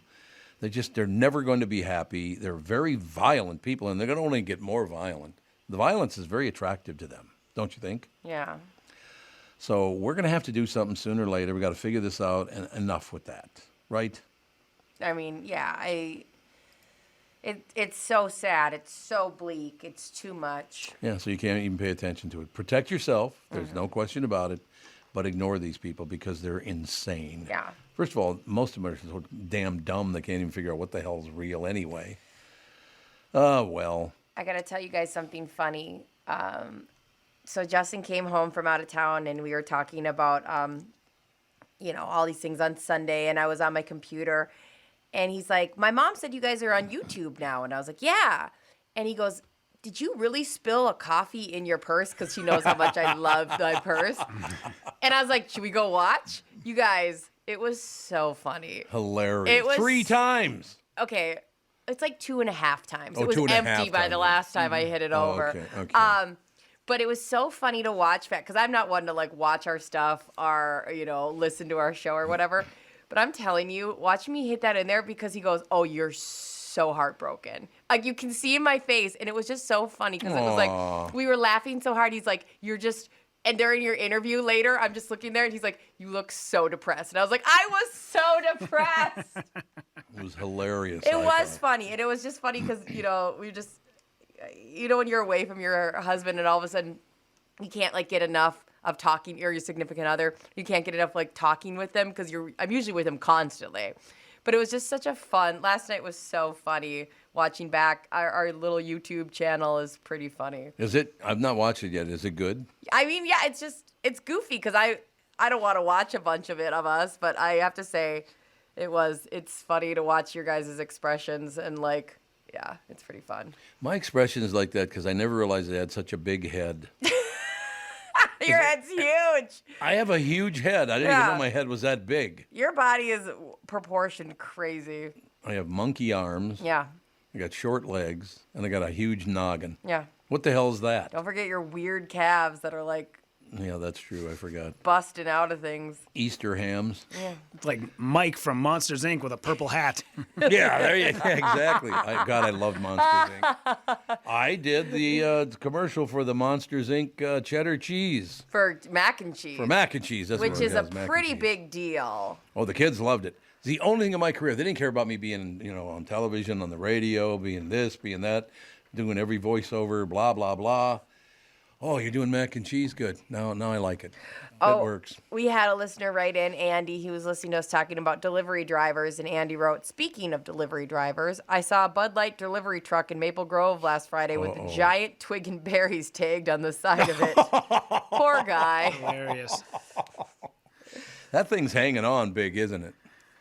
They tried. It was so funny. And again, I don't even have an opinion on it. I mean, I think it's whatever. If we were to look at it purely financial, you go, what were you doing, Bud Light? Like, yes. What? Like, why try to shake it up? Just try to like sneak under having any opinion on anything.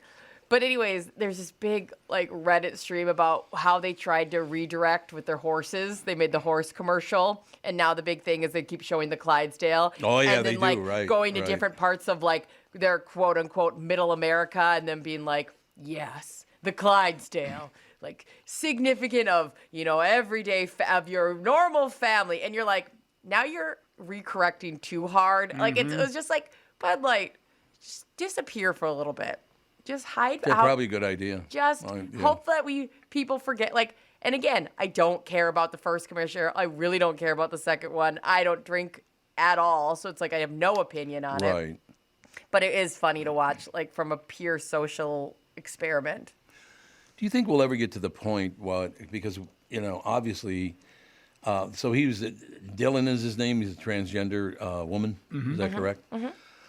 I have a question for her. Why people would get so upset about that, I don't understand. If the person wants to sell Bud Light, who gives a rat's ass? Yeah, I don't right? care either. I would never care. I wouldn't care in general about, I don't care. But by the same token, it doesn't make you special either. No. See, that's the part we got to figure out. I don't hate you for it, but I don't love you for it either. Good for you. You do what you do. What the hell do I care? Yeah. Right? Exactly. And it's the same thing with me with, these religious beliefs. You're burning mosques down. Why?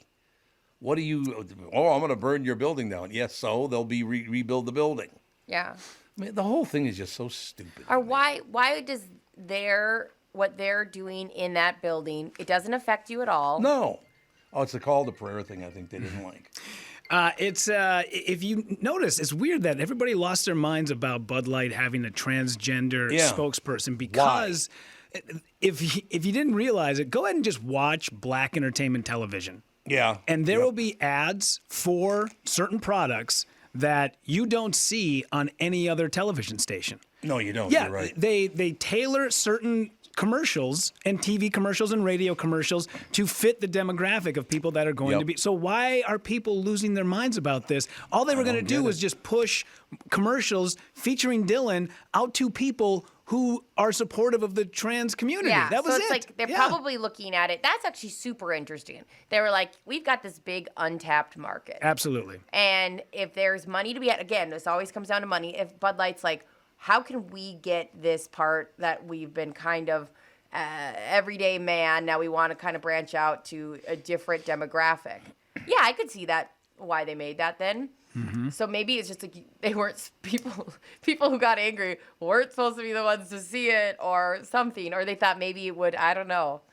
So I have a question for you, because I didn't even know this, and Catherine and I sat down one day, and we got to like 5 or 6 and went, this is ridiculous.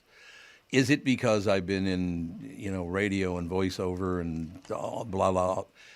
Catherine and I know at least 5 transgender people, including one of my best friends as a child. Well, not a child, but a young teen.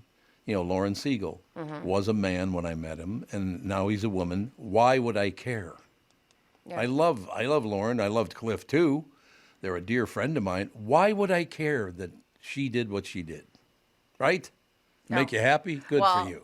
Me and Lauren do have beef. I do you have not a beef like with Lauren? At all. I actually would claim that I don't like her to her core. She came in at the queue. Oh, I remember that, yeah. And did the traffic. Yep. And that's pretty much all I got paid to do. And she did it so much better than I did. It was problematic. So I guess because of that rationale, I'm anti-trans. I have a question for you. Why is it that the Pioneer Press and the Star Tribune didn't do a huge story on the very first transgender traffic report in American history? Why wasn't that in your newspapers? I don't know, but she nailed it. She's on my list. She made my job look pretty easy. I've never understood why people get so. Why do I care what you want to do with your bits and pieces? Who cares? No, I think you're right. I actually think most our listeners agree. They don't care. They don't. Their big thing, and again, I've told you this, and I'll tell you it again, is like whenever I get emails, they're like, I have no problem with what people want to do. Don't tell me what to do, and don't tell me how to raise my children. Yep. Period. Nobody cares. If you agree. came in tomorrow in a full, straight up Givenchy dress, I would say you're killing it in the game. Oh, Tommy wearing the Givenchy dress. That's what we're gonna do. As a matter of fact. Oh no, he has one.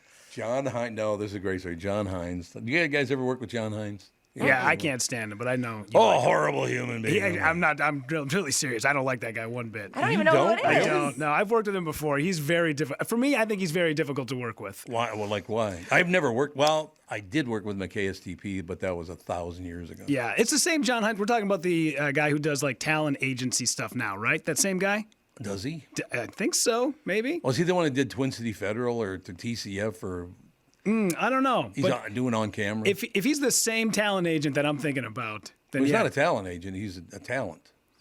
Oof. Then okay, maybe it is a different guy. But there's another guy from town. But if this is the same guy, well, I'll tell you. You tell the story. Well, he and used I'll to be tell on you. WLL's morning show. Oh, then yeah, same guy. Well, it is the same guy. Yeah. So that's so weird because he couldn't be a nicer guy. But you'd have different experiences. Sure. I think he's very talented. Yeah, he is a very talented guy. He's just sometimes he rubs people the wrong way. Now maybe I don't. Of course not. Yeah. No, I've known John since we were teenagers. I suppose that's the big difference. But what the hell? I was going to just tell a story about him now. You and John Hines dresses. Somebody dressed up. Brittany said if you wore a dress, you could. God, I don't remember. I'm sorry, I derailed this. No. I find that stuff interesting Me because too. I love the guy, and you can't stand the guy. Am I bothered by that? No, that's your life, right? A perfect example of what we were just talking about.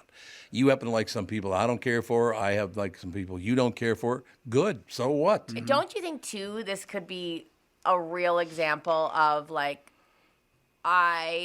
there's a bunch of people that have always been nice to me that have been rude to you because of who you are, and vice versa. There's so many people in our jobs that have sucked up to you, been lovely to you, and always treated me like crap because I was like, oh, really? Like, of course, because I was the low, you know what I mean? Like, there's something to be said where you go that there are people in this world who prioritize. I think everybody does, right? Like, if somebody came in here and I didn't feel a connection with, like, maybe I wouldn't be, I don't know. That's kind of a stretch. But it does say something, too. Like, there are a lot of people that will act differently in front of different people. I know that people act differently in front of me. I do know that. Yeah. They do. I do recognize that. Yeah. Almost everybody, too, not just a few people. Almost everybody does. Yeah. It's kind of weird, and I don't know why. Am I dangerous? Will I shoot you if you don't please No, me? I don't think it's that. I just don't think, I think you don't realize, especially people in radio, you're just such a big entity that, like, there are people who don't know how to be themselves around you. I think that happens a lot. Maybe. Yeah, I understand that. And then on top of it, there are people that have already made decisions about who you are before meeting you. And so you get both sides. I think you benefit more than you don't, though. You think I do, really? 'Cause Like, I in don't. a good way. Like, I think people want to like you. I think the people that you are around now, people really want to like you. Oh, no, I understand that, yeah. People who've never met me that I love, they know all about me, but they've never met me. Yeah, they How can the write hell would you know? They usually write an article about you. Oh, yeah, they're my favorites. No question about it. But, yeah, I don't understand if somebody wants to be, a woman wants to become a man wants to become a woman. Good for you, and it doesn't make you any better as a person. You are who you are, right? Doesn't make you any worse, doesn't make you any better, and we just can't find that balance. One guy thinks you're horrible, one guy thinks you're wonderful. Well, you're neither. You're right there in the middle where you should be, right? Exactly. And then Devin wrote in saying, but what if they push the idea of letting kids transition? And I just wrote, what if Bud Light does? Bud Light's doing her big now. No, I don't think anybody should be pushed into anything. No, I of course agree not. With that. Yes. No, I don't even know. Like, what are you talking? Devin, I love you, but what are you talking about? Like, Bud Light, they've got horses and beer. Can you even imagine me as a woman with this voice? That'd be a great woman. I feel like we had it, and it was Toots. Yeah, that's true. We had Toots. That's it. Well, Amy Daniels gets close. Right? Yeah, that's very, very true. My mother, Tom, get in here. It's like, oh, my God, Toots, calm down. Yeah, stop getting so upset. But a big thing that needs to be told people, yes, it's not right that people don't like you because of a decision you made, but it also doesn't make you superior to anybody else either. It's both sides of it. It's way too much criticism and way too much praise. They're human beings. Let's all meet in the middle. Everything will be fine. But isn't that what the core of what everybody wants? Of course, there's extremes, but like the core of what everybody wants is for, let's say somebody transitions. They want to be just treated like everybody else. They want to come in like, and your friend Lauren is a perfect example. Like, she'll make fun of herself. We'll laugh or this or that. Well, she was like, I think she said something about us having the same size shoe, which I felt offended because I have a big shoe. How dare she? Asking me where I get my shoes. But like, that's the thing is like, I think you said the idea of them not, the idea of people not getting special treatment. I think that's what everybody wants. Like, as, I was... there was far less women when I was deployed. I was with an infantry unit, and all I wanted was to be treated like everybody else. And like, I think that's what everybody wants. That's it. That's why it doesn't make you any better. It doesn't make you any worse. You made a decision. Good for you. You followed through on it. I'm happy for you. Right? Yeah. Doesn't mean I have to kiss your ass. Doesn't mean I have to hate you. Yeah. I just don't have to. You can hate them for other reasons, like trying to steal your job, Lauren. I'm still coming for you. Typical. Doing the traffic. Well, now here's the okay. Would you rather be the glue, Brittany? Yeah, you don't want to pick that one. Whatever the other option is, pick the other one. Oh, I don't know. You ready for the option? Okay. You could either be Brittany. Okay. Or he could be a woman on fire, falls into a chocolate vat, and survives factory explosion. Ooh, that's a hard one. That's actually a hard one. That's a tough choice right there. This woman is on fire and falls into a chocolate vat. What the hell is that? It sounds like something out of like the DC universe. It does, kind of. A woman pulled from alive from the rubble of a Pennsylvania chocolate factory after an explosion killed 7 co-workers, says flames had engulfed the building and her arm when the floor gave way beneath her. What a weird way to put a sentence. Yeah. You want to hear that again? Had engulfed the building and her arm. What? Oh, okay. Sounds like it's written by ChatGPT. Exactly. So let me read that again. Had engulfed the building and her arm when the floor gave way beneath her. That might have been the end if she hadn't fallen into a vat of liquid chocolate. Oh my God. Jesus, Palomino. The dark liquid extinguished her blazing arm, but Patricia Borges wound up breaking her collarbone and both of her heels. She would spend the next 9 hours screaming for help, and 9 hours floating in a chocolate vat. Oh my God. Waiting for rescue as firefighters battled the inferno and choppers thumped overhead at the R.M. Palmer Company factory. When I began to burn, I thought it was the end for me, Borges, 50, told the Associated Press in an exclusive interview from her hospital bed in West Reading, Pennsylvania.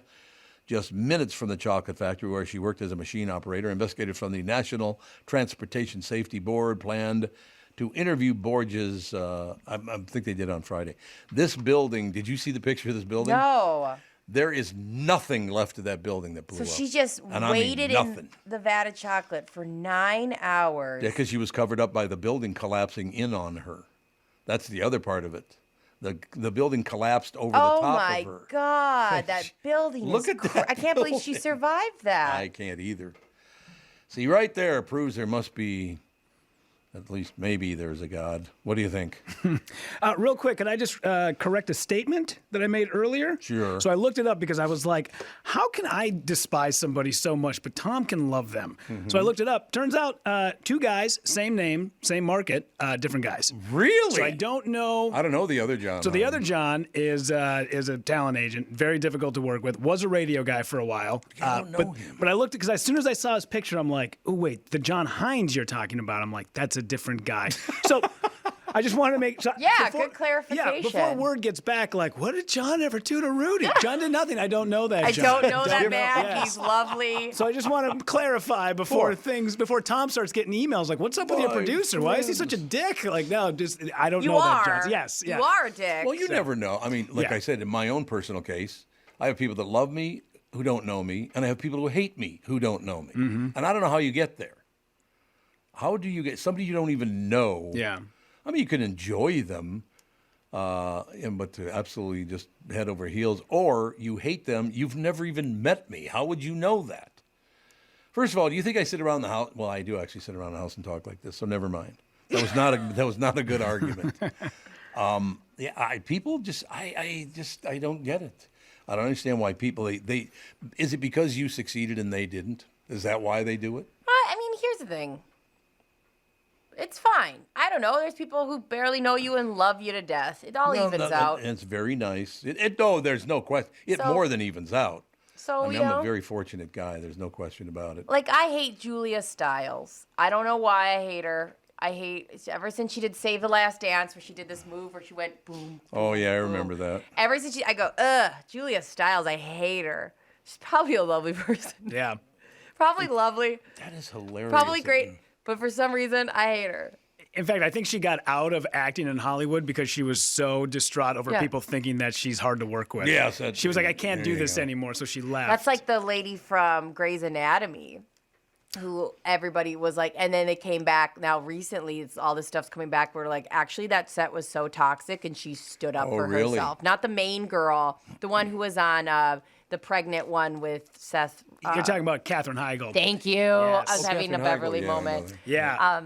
A friend of mine had a voicemail from her that he would play for us because he was so upset about it. Long story short, he was married to like a very good friend of Katherine Heigl's, and when they got divorced, Katherine Heigl had called him and left him a voicemail about like how big of a POS he is. Oh, I love and that. And he was so we were having drinks at the Frenchman one night in Richfield, and he was like crying over it. I'm like, There's a lot of people on the planet that hate you. Absolutely. Not everybody has an A-lister who hates you, and you have proof of it. This is the greatest day of your life. Yeah. I'm like, sell this thing to TMZ and make a few bucks, man. I had somebody write a handwritten letter of how much they hated me at the Q, and I kept that for so long. Yeah. Oh, yeah. Like the idea, Did I sign it? You didn't sign it. Damn it. The idea that I can't do a return to save my life, like it really has to hit a high number because I'm just so lazy about it. The idea that somebody wrote out a letter, found a name, I was honored. I know what you're Like, saying. what? I can barely do my taxes on time, and this person's writing letters to me? I know. Thank you. It is very, very odd.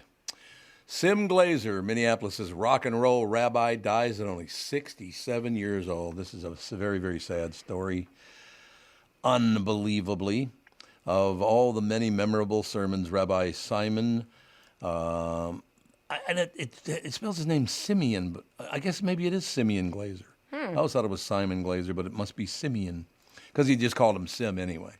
Sim Glazer gave at Minneapolis Temple Israel, the one where he brought along his dog trainer, stands out. In a sermon he called 5 Books of Flora, Glazer recounted the lessons learned from his dog. Unbeknownst to the congregation, the trainer, named Max, was sitting among them, waiting for his cue. At the sermon's close, Glazer looked out to the pews and asked, "So, Max, how did I do?" "Good, Rabbi. Now sit," was the punchline reply. Glazer, who served at Temple Israel for 23 years, was a passion for social justice and a guitar often slung around his neck, died on April 18th. Glazer, who was 67, retired in 2021 after being diagnosed with pancreatic cancer. I have to mention this very, very quickly because a friend of mine many years ago died too young, but he was a very wealthy man. I met him through friends and got to know him really, really well. His name was Johnny, great guy, all the rest of it. And I remember at Temple Israel when we died, went to his funeral. This guy gets up on the pulpit or whatever the hell it's called. Yeah. I gotta tell you people something you might have not known about Johnny, but Johnny was very, very giving. And by the way, everybody knew Johnny was very, very giving. He helped people constantly, right? He's up there, and it turns out not to be about Johnny. It's all about him. Of course. So he's standing there going, if it weren't for Johnny, I wouldn't be the tremendous success that I am today. I'm very, very wealthy now because of Johnny. And Johnny stepped up and gave me a bridge loan, which I quickly repaid because I'm so successful. It was all about him, the whole thing. That's what... When I give your eulogy, I'm going to really lean Mine, into... yes. Yes, I'm like going to lean 3 into... weeks from now, is that it? He was so talented at finding talent, and he saw me and said... Absolutely. Why wouldn't I? I mean, When you have that realization, this has happened, I feel like way more times than I want to admit, that the speech is going to be all about that person. It is horrific. Like immediately at funerals, I have to find my eye contact with my sister, and we're like, "Oh yeah, we are going to talk about this later." I remember when Brittany gave me that bridge loan. It And I was turned it unbelievable. into thousands. Turned it into millions of dollars. I'm very, very wealthy, and I want you to know. I will never forget how much. And like, really? This is your speech? We had spent hours, and I would make him laugh, and he'd always say, "You're so talented. Oh my You're so God, hilarious." The talent level. But yeah, Sim unfortunately dies at only 67 years old. I don't think it says in here what he died of. Maybe Pancreatic cancer. Oh, did he really? Yeah. That's too bad. That's a hard one. I think the signs and symptoms come so late in pancreatic cancer that by the time there's any signs, it's very far gone. That's one thing I will tell you that I really did love about it, because I, talk about what a, tough place it was and all the rest of it. But the north side with the Jewish families pretty much lived west of Penn Avenue on Plymouth Avenue, and a lot of black families in the mid, and from the river over to about Lindale or Emerson or whatever, somewhere over in there, was a lot of Catholics. So growing up in a Catholic, black, and Jewish neighborhood, and I cannot remember ever being treated like dirt by any of them. Never. They just never happened. We got along really, really well. My buddy Ben Cruchon, who is no longer. God, Benny died very young. What a great guy. I tell you one thing, when you talk about tough son bitch, got in an argument on the playground over at St. Joe's School. I went, Benny, Chucky Gleason, many, many great people over there. Terry Burnham was there. But somebody hit Benny in the head with a bat. Oh. Dropped him to his knees, and then Benny got up, and it didn't go too well after that. I'll tell you that. It takes a certain special person to get hit by a bat, and then there's more to the story. Hit him right in the head with the bat, too. I'll tell you this. It was unbelievable. That happens to me, the story is going to be Brittany got hit with a bat. Period. End of story. That's like, there is that's all no there is to it. addendum. We're done. Ladies and gentlemen, very quickly, the weather, because it's so great. I mean, it's going to be a little windy today, but still it's going to be 55 degrees. Mostly sunny, still windy, a bit warmer with a high of 55. Clear and breezy tonight with a low of 37. Mostly sunny tomorrow, not as breezy, warmer with a high of 60. Wednesday, warmer, partly to mostly sunny with a high of 68. Then Thursday, breezy and warm with a high of 72. And then Friday, 68 again. The weather looks really, really, like I said, a little windy today, but not bad, because it's supposed to be cloudy today, and it's not, I guess. Doesn't look like it. It's 44 and very windy right now. So, yes, it doesn't feel that warm right now, but we'll have some time in the mid-afternoon. It'll feel pretty good, or late afternoon maybe. Yeah. Something like that. We have to take a break. We'll be right back in a couple of seconds, ladies and gentlemen. Skor North's Phil Mackey will join us right after this Tom Barnard Show. This is the Tom Barnard Morning Show. Listen live at TomBarnardShow.com or on the Tom Barnard Show app. The new Tom Barnard Morning Show is proud to have partners like North American Banking, Bradshaw & Bryant, MyPillow, and attorney and advertiser Dave Bielke. I've been advertising on Tom Barnard shows for years. I like Tom, not just because he's a good guy, but because the ads I run on his show bring me new clients that are hurt at work and need legal help. Tommy B works for me. Grow results for your business by partnering with the Tom Barnard Morning Show. Visit TomBarnardShow.com, keyword partner. We are back, ladies and gentlemen. It is 9:22 now, 22 minutes after 9 o'clock. Phil Mackey joining us. Skor North Phil Mackey. A lot of good things to talk about today, Phil. A lot of good things. I think the first thing we should talk about is a milestone we reached in Minnesota sports over the weekend. All right. I'm not sure if you guys were doing the math on this, but did you know, according to optastats.com, which I have no idea what that is, but we're going to trust them. They're verified on Twitter, so they're either paying $8 a month to Elon, or they're notable in some form. Right. So the Twins won the World Series in 1991, and with the Wild's elimination over the weekend in the playoffs, Twin Cities men's team sports have made the playoffs now 50 consecutive times since 1991, and have failed to reach the championship round in every single one of them. No other metro area. No other metro area in the United States of America has had even 30 straight trips to the playoffs without making the finals. We have almost doubled that. I think we should hang the banner. Let's hang that banner in all 4 stadiums and arenas this morning. It might be time. I still cannot believe in the state of hockey we've never won a Stanley Cup. What the hell is that? You know, I've said this. I've kind of wondered and pontificated on our shows throughout the year, too.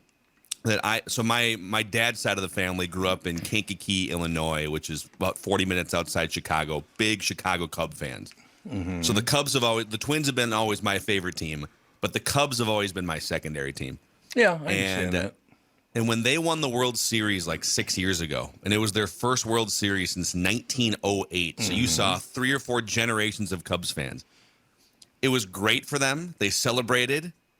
They enjoyed, the 48 hours or whatever, the hangover. But they kind of admitted, I feel like our identity as sports fans is gone now. We've just spent 100 years complaining about not winning the World Series. Right. And so I wonder if one of these teams, like if the Vikings were to win the Super Bowl at some point, how would our personalities change in Minneapolis, St. Paul, and Minnesota, right? I feel like we've just had 3 generations of fans who have just grown up complaining about Minnesota sports, right? They just let us down for 30 straight years. No, they have now for 30 straight years. That's exactly right. And the University of Minnesota used to be good at some things, not so great anymore there either. Yeah. Or for men's sports. I mean, sports, listen, if the Packers can count Super Bowl rings from the 60s, then why can't we count Gopher national championships from like 1906? Or 1960. 1960, Yeah. 1940, Bronco Yep. Nagurski, right? There you go. That's all you need to know right there. We can look back long before we were born. Boy, what a great team. Yeah. Tom, you remember the 1908 Gopher National Championship, Well, don't you? I was talking to my wife the other day, and she told me that. No, I do not. I do not remember. Now, I do have to ask you, it might be a little off topic, but you brought it up. How many times you ever gone to Wrigley? Twice. Love that place. My God, if you've never been to a baseball game at Wrigley Field, get there. It's amazing. And wait till the vines grow in, right? Yeah. Wait till like June, July, August, September. Get the full summertime experience.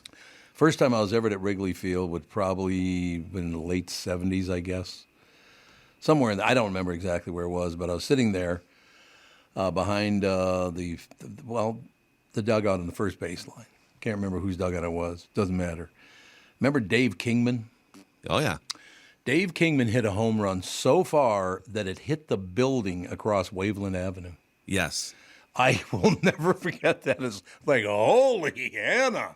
Well, that was the thing. I mean, now they've built it up now. And yes, right. The last 20 years, they've even put more seats in. It's harder to hit a home run out of the building. But, up until about 2003, 2004, you'd have people watching. I remember watching the game one time. This is probably in the early 90s. I don't remember who hit. Actually, I do remember. Do you remember a hitter named Glenn Allen Hill? Oh, he was sure. kind of a Cubs, Giants. He was kind of a journeyman. Mm-hmm. And he hit a home run, and he had kind of a half swing. It was just a really compact, aggressive swing, and if he barreled the ball up.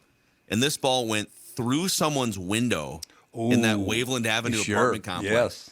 And Harry Carey's on the call and Steve Stone.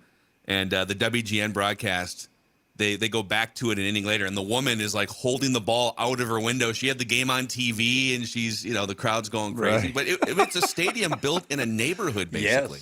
Yes, indeed. God, you brought up Harry. I miss Harry so much I can't even tell you. Used to have Harry on the old show once in a while, and I can't remember. I think it was Gelfand that insulted him. He's just teasing him, right? He's just teasing Harry. But Harry didn't take it as a joke. And there's this long pause, and all of a sudden you hear Harry go, "Barnard, control your monkey." That's an amazing impression, by the way. Wow. I should do that. A couple of times I actually dressed up as Kent Herbeck will tell you. We can ask him on Friday. I dressed up as Harry to do a video shoot for a TV show, and he and I were both in a fishing boat. And, of course, Harry had to fall overboard. That's what the script called for.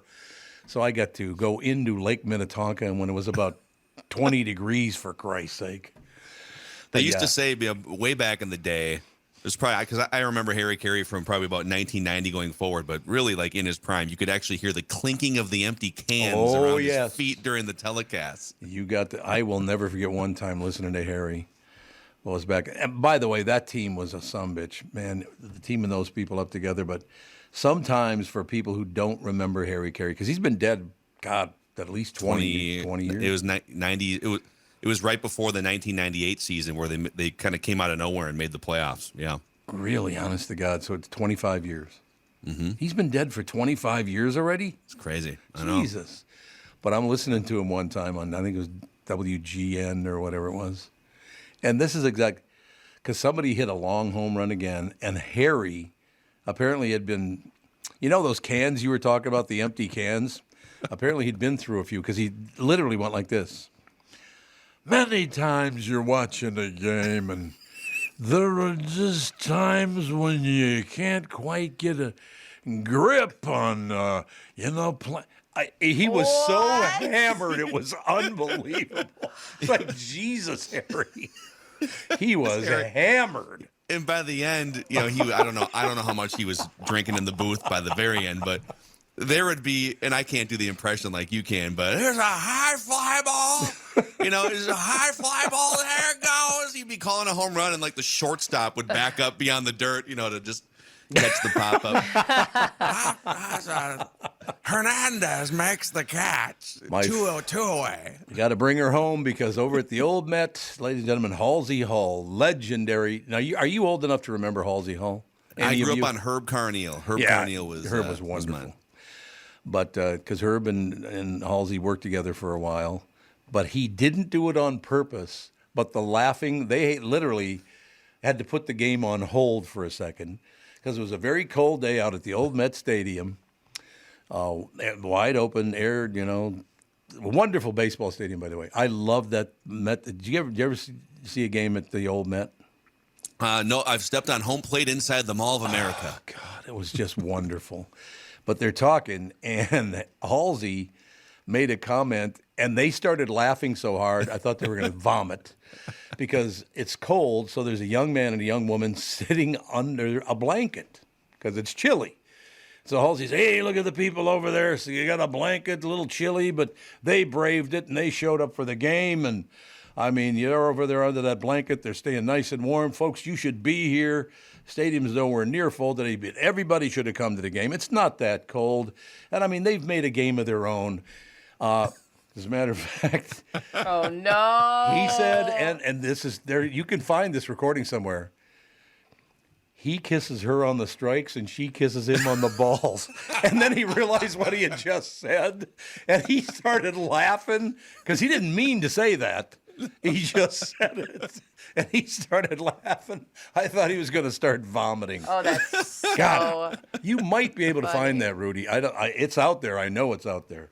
It is out there. My dad told me that story, and it's just like as you were telling me, my dad told me this story when I was a kid. Oh, that's just so cracks up every time. And there were some, and there's some great broadcasters now, but I feel like with Vin Scully, Vin was great. Like it's different, right? And let's be honest, the amount of people that listen to radio broadcasts of baseball games is not what it was 30, 40, 50 years ago. And so but you had these legendary icons that would just. We did. Well, now, and Harry Carey, by the way, Harry Carey was Cardinals, White Sox, and Cubs. He's got three different fan bases that would claim him as their own. Yeah, he started in St. Louis, did he not? I think. Yeah. Oh, yeah. I think that's right. And then he came to Chicago and did the Cubs and the White Sox, and he would sit. Oh my God, it was such great. But again, you mentioned Herb Carneal. There was nobody better than Herb Carneal. He was phenomenal. Herb, and then I think as a young broadcaster myself, when I first started, just being an idiot on a microphone covering the Twins 20 years ago. Right. For me, because I also grew up on John Gordon. John Gordon was, so it went Halsey Hall into Carneal together, and then Carneal into Johnny Gordon together. Very nice man. It's I was sort of professionally starstruck when I got to meet John Gordon and go golf with him a couple times, back in the day. Just an all-time great guy. And I love Corey Provis, man. The Twins have had a lineage of great broadcasters. What was John Gordon's real last name? Gutowski? I think it was John Gutowski, wasn't it? Was it? And then he changed it? Or was it Gordon Gutowski? Gordon might have been his real first name. I actually liked his movie name better. Do you remember? Because he was in that. Remember that? Oh, that's the Little Big League. Yeah, from like 30 years ago. He was Wally Hollenbach or something. Wally Hollenbach. That's so good. So we meet over at the old. What's the burger place in Edina that still hasn't reopened? It's pissing me off. Wendy's. No, not Wendy's, for Christ's sake. Right Smash there. Burger? No, it's on 44th in France. It was a diner, served just great. And you used to see Minnesota Twins in there all the time when you went in there. I can't remember the name of it. Something Diner. Doesn't matter. But I go in there, and John Gordon's in there. And John was always a very, very nice man.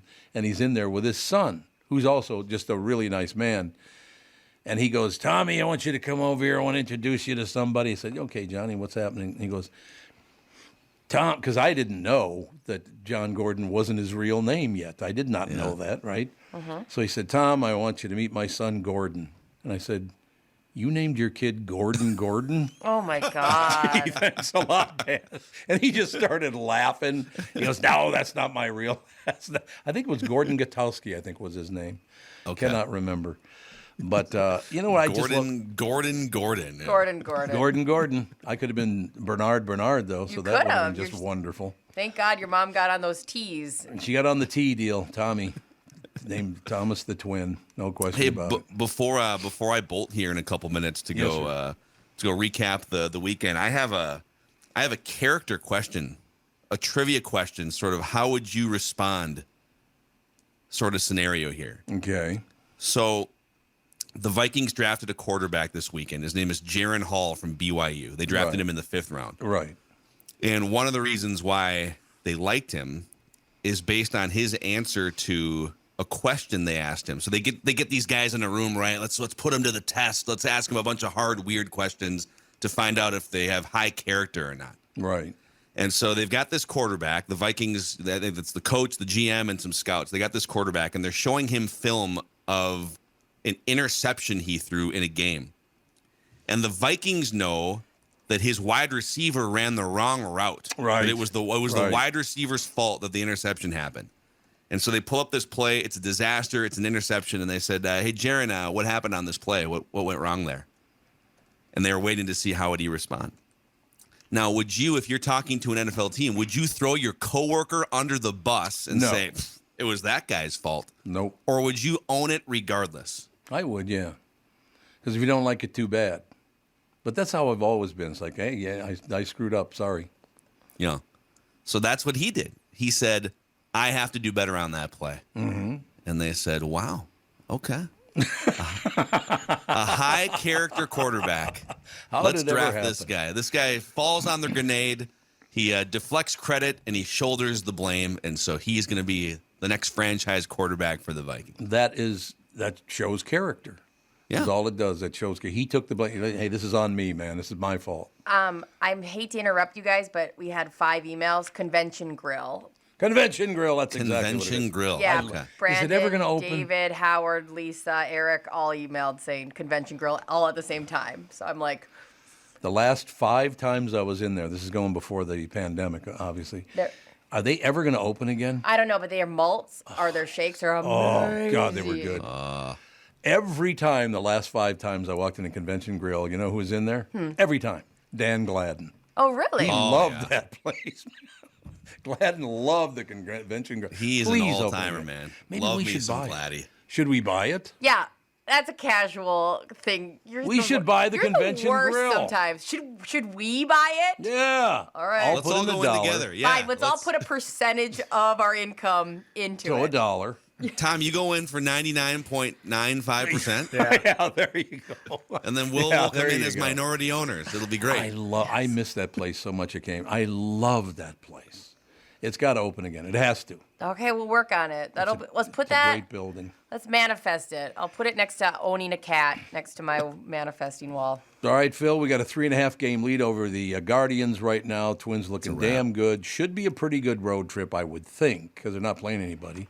Yeah, well, the White Sox are a disaster. The White Sox, there's a video clip. Luis Robert is one of their superstar players. He hits a ground ball sort of to the right of the pitcher, and the pitcher kind of goes over and picks it up and throws, bobbles it, throws a lob, and you see Robert walking to first base. Oh, yeah, yeah.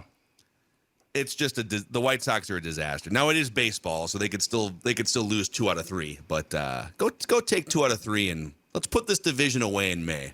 And I want to talk to you again later on this week about I still see a lot of people, and I'm talking about across in the American League, National League, a lot of people are dropping balls this year, and I don't understand why. I mean, balls that are in their glove. better than kissing their teammates on the balls. That's a very good point. You kiss them on the balls. And I'll take the strikes. That's exactly right. All right, Pally, we'll talk to you on Friday with Ken Herbeck, right? All right, see you, friends. Looking forward to it. Thanks a lot, Phil. Phil Mackey, Skor North, ladies and gentlemen. What more could you ask for? But I will never forget, Halsey actually did say that. He didn't mean to say it, but it just came out, and then he realized he said it. During the break, I'm going to show you there was a recent faux pas that was pretty pretty hilarious. So I don't know who the announcers were, but they were kind of scanning the crowd. It was during kind of a downtime, and there was a group of some young couples hanging out, and they said, yeah, like a lot of young people coming out. Look at all these people. And at that moment, the boyfriend grabbed the girl's boobs. Oh. And they're like, obviously the camera quickly went off that, and you could hear them go, okay, back to the pitch. And then they had to silence their mics. And then when they came back on, you can just hear them all laugh. They're trying to hide the fact that they're like, it was silence for so long because they're just dying laughing. I have a question for you. Why would you grab anyone's boobs at a baseball game? I think they're just being silly. It was very playful. It wasn't like, how dare you? It was like obviously some sort of silly. Oh, they set it up together? No, like they sat together. Like it wasn't. It was. It wasn't like the beer lady. It was like, it was like a girlfriend, But like still somebody out in public? Kids are kids. That's true. I'm going to show you this clip when we go to break because it is so funny. I'm not hanging out with you during the break. You Forget promised you would one break a show. One break a show, I'll hang out with you. What are you going to do, right? Yeah. Oh, man. It's just so funny. It is indeed. 5 things to look forward to. It is May 1st today, ladies and gentlemen. Of course, Cinco de Mayo. Are we going to have a Latin dance party on Friday? Rhythm of the night. I mean, it's Cinco big de day. Mayo. Cinco de Mayo's on Friday. A little Latin dance party. I had the first one. Amy Kerr. You remember Amy Kerr? I love Amy Kerr. She's a wonderful person. She made me put on a sombrero for that appearance. Poppy. It was quite the look. Me in a sombrero. I bet you were smiling ear to ear. Yes, I was very happy about that. There's no question about it. I feel like you in a sombrero would have real like grumpy cat energy. Yeah, that's true. Like this has been put on me, and I have no choice. Okay, so it's May 1st. 5 things to look forward to in May. We've turned the calendar again, so here are the 5 things to look forward to this month.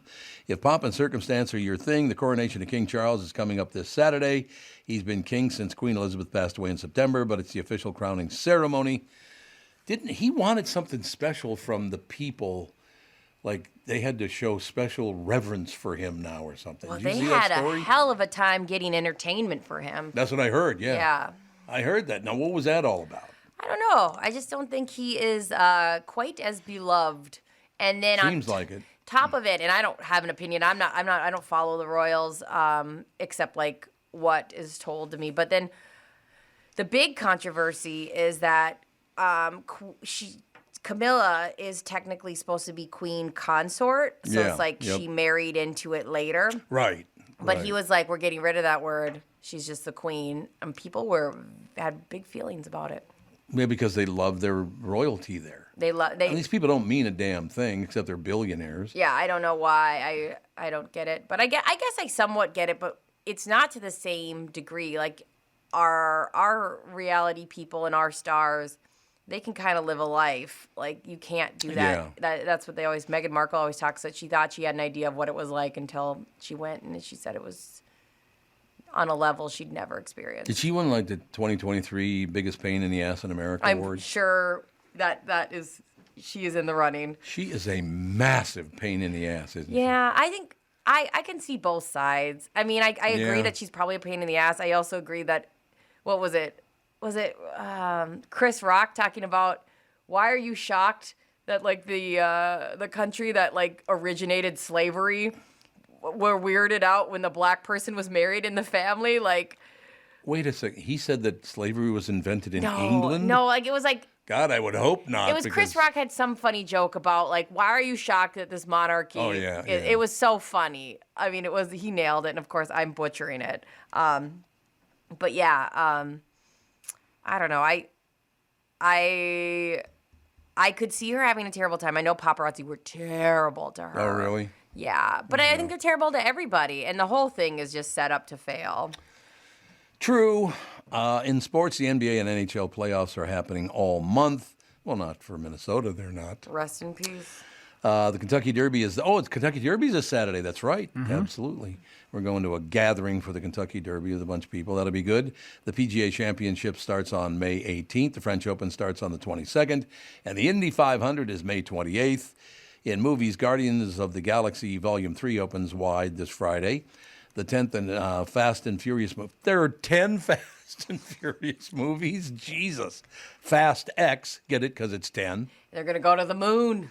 Hits theaters on the 19th, and Disney live-action remake of Little Mermaid arrives on May 26th. On TV, the MTV Movie and TV Awards, May 7th. America's Got Talent returns on May 30th, and Arnold Schwarzenegger's first TV series, the Netflix spy comedy FUBAR, Feel Under Bras and Run. Is that what FUBAR stands for? Yep, I think so. Oh, okay, good. Nailed it. You know what it really stands Yes, for. I do.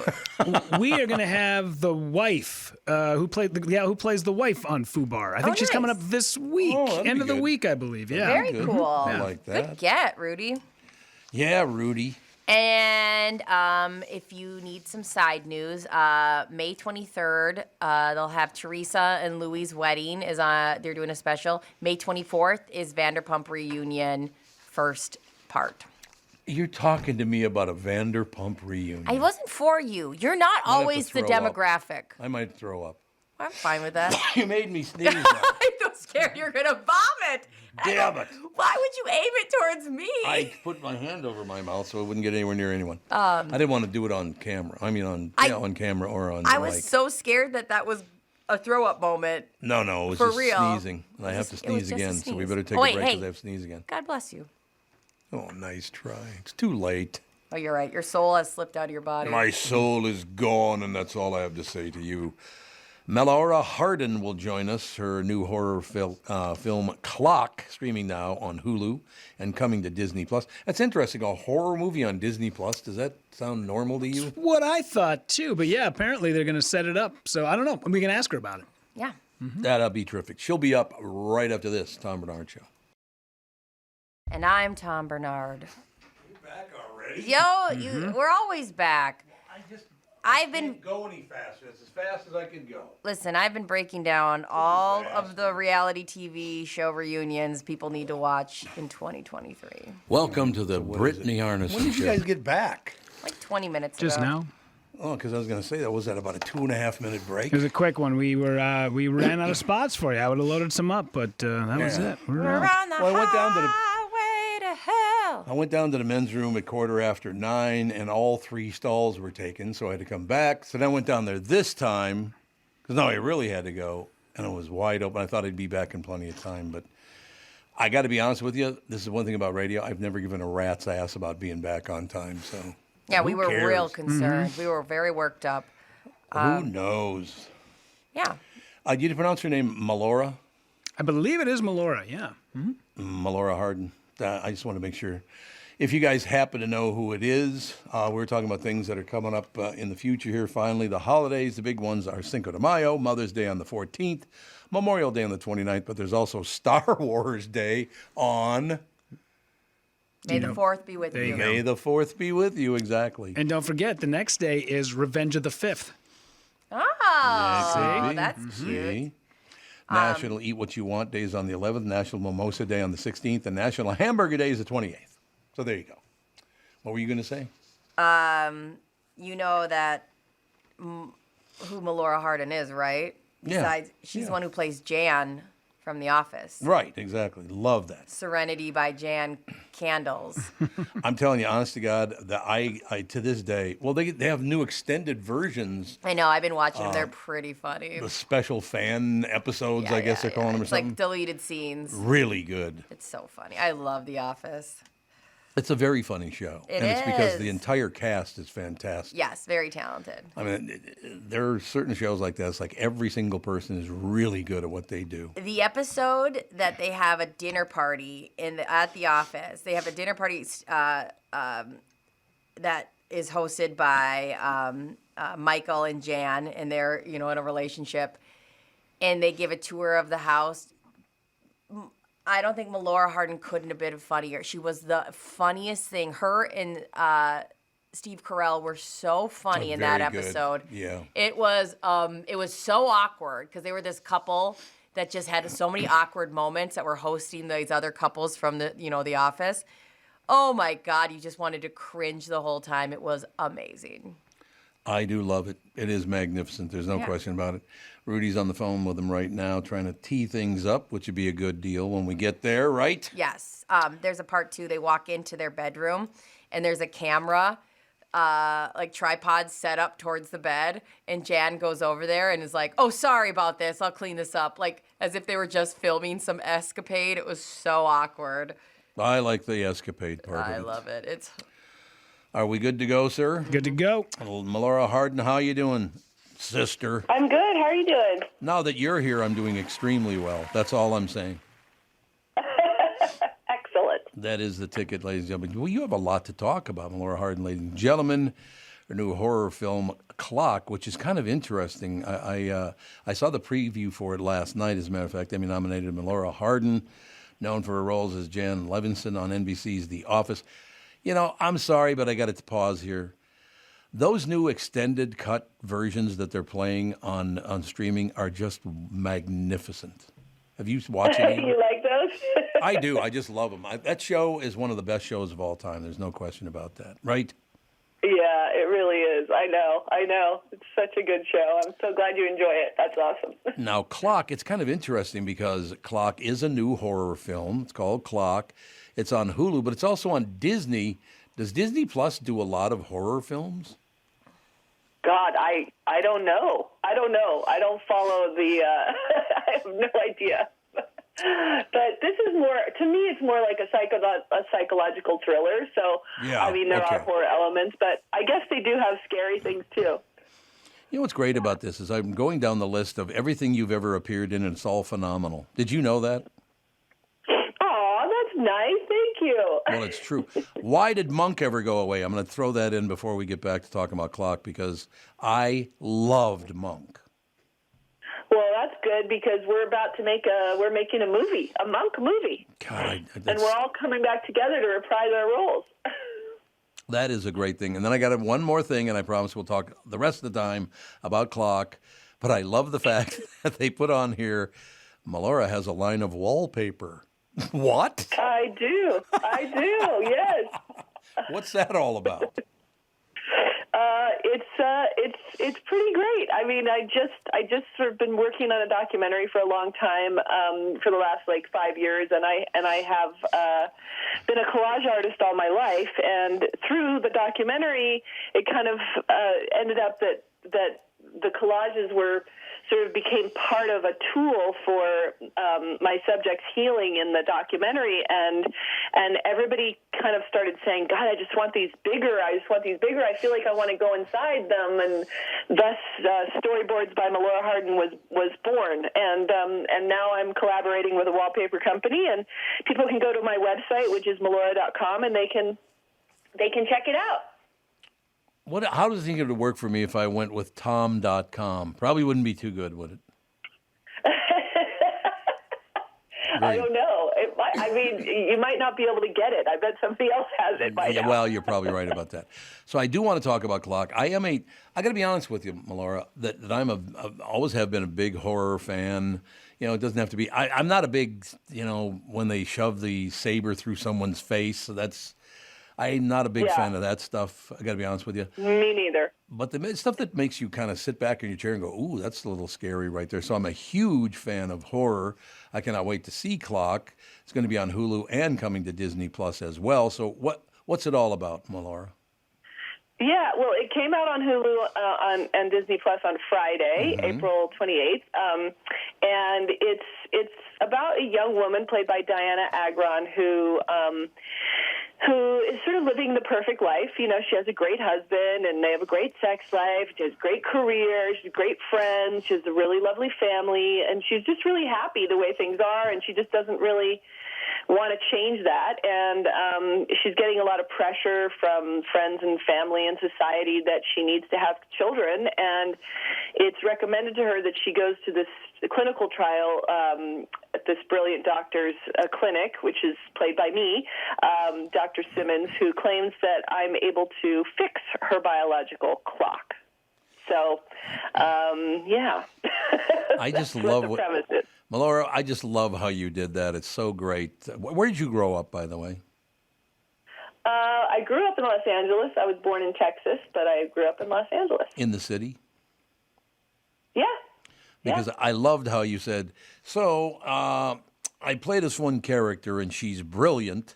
I love how you did that. You worked that in very well. Well, that's what the character, that's how she was written. So.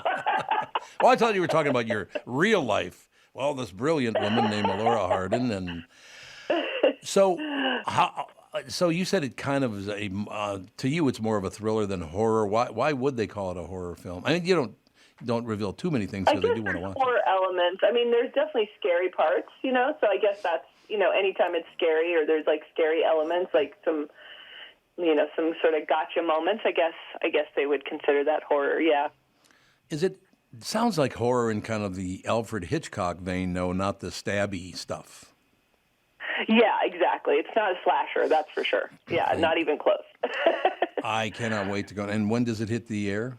It started on Friday, you said? It's on Hulu now. Yeah, Right. It's on Hulu as of last Friday. Yeah, and I guess on Disney Plus, I think already too. I'm not sure, but I know for sure it launched on Hulu on Friday. Magnificent. Well, you got 8 minutes is not enough. We'd like to have you on longer, but I know you're a very busy woman. Well, I'll come back anytime. All right, please do come back soon. Melora, we'd love to have you again. Thank you for your time today. Thank you. Have a great day. You too. Bye. Melora Hardin, ladies and gentlemen. She has such a good attitude, doesn't she? She had a wonderful attitude. Yeah, she's so fun. I would think so anyway. So, yeah, I really like horror films, but I do not like the slasher, stabby ones where people get stabbed in the eye with, a pen or something. I don't know. Who needs that? You didn't like Evil Dead I hated Rise, whatever the new one is. Way too violent for me. Yeah. I mean, I don't mind a little violence, but that, like I said, one guy took a saber and rammed it through a woman's face, and it came out the back of her head. I'm like, okay, I don't really need that. I'm good. Do you have Disney Plus? Yes. Yeah, and Rudy, you do too? Absolutely. You guys like it quite a bit? Mm-hmm. Watch it with Fawny and Sage really like it quite a bit. What are they into? What's their thing? Bluey. They like Bluey. Yeah. But so does, Ethan loves Bluey. Yeah. There's no question. They love, it's funny because when they go on now, Sage wants to watch cartoons, whereas about to turn 7-year-old Fawny, she'll be 7 this month, wants to watch dance competition. Oh, wow, yeah. So you got to figure out what the common bond is there. It ain't going to be easy, I'll no, tell you it that. ain't. I know it's not. Disney Plus is one of those ones that I could see us in the future getting, but we haven't. There's no reason me or Justin really want to watch any of that. Yeah, I could see But I that. could see that being a future one. And I know their shows are pretty epic. But then I heard The Mandalorian kind of went downhill. Third season of Mandalorian is a little tough to watch. Really? Not great, but the first two are excellent. And there's other good stuff on there. The Book of Boba Fett was really good if you're a Star Wars person. And WandaVision, I heard, was amazing. One of the best, yes. Yeah. It's so good. So at some point, I'm going to dip our toe into that and watch a bunch. Well, I was also telling Brittany about Dave earlier today. Yeah, Have you because heard? I'd never heard of this show. It's called Dave? Dave on Hulu. Who's in it? So it's about a rap. I know you don't like rap, but it's less about his rap and more about the interpersonal connections that he makes with people.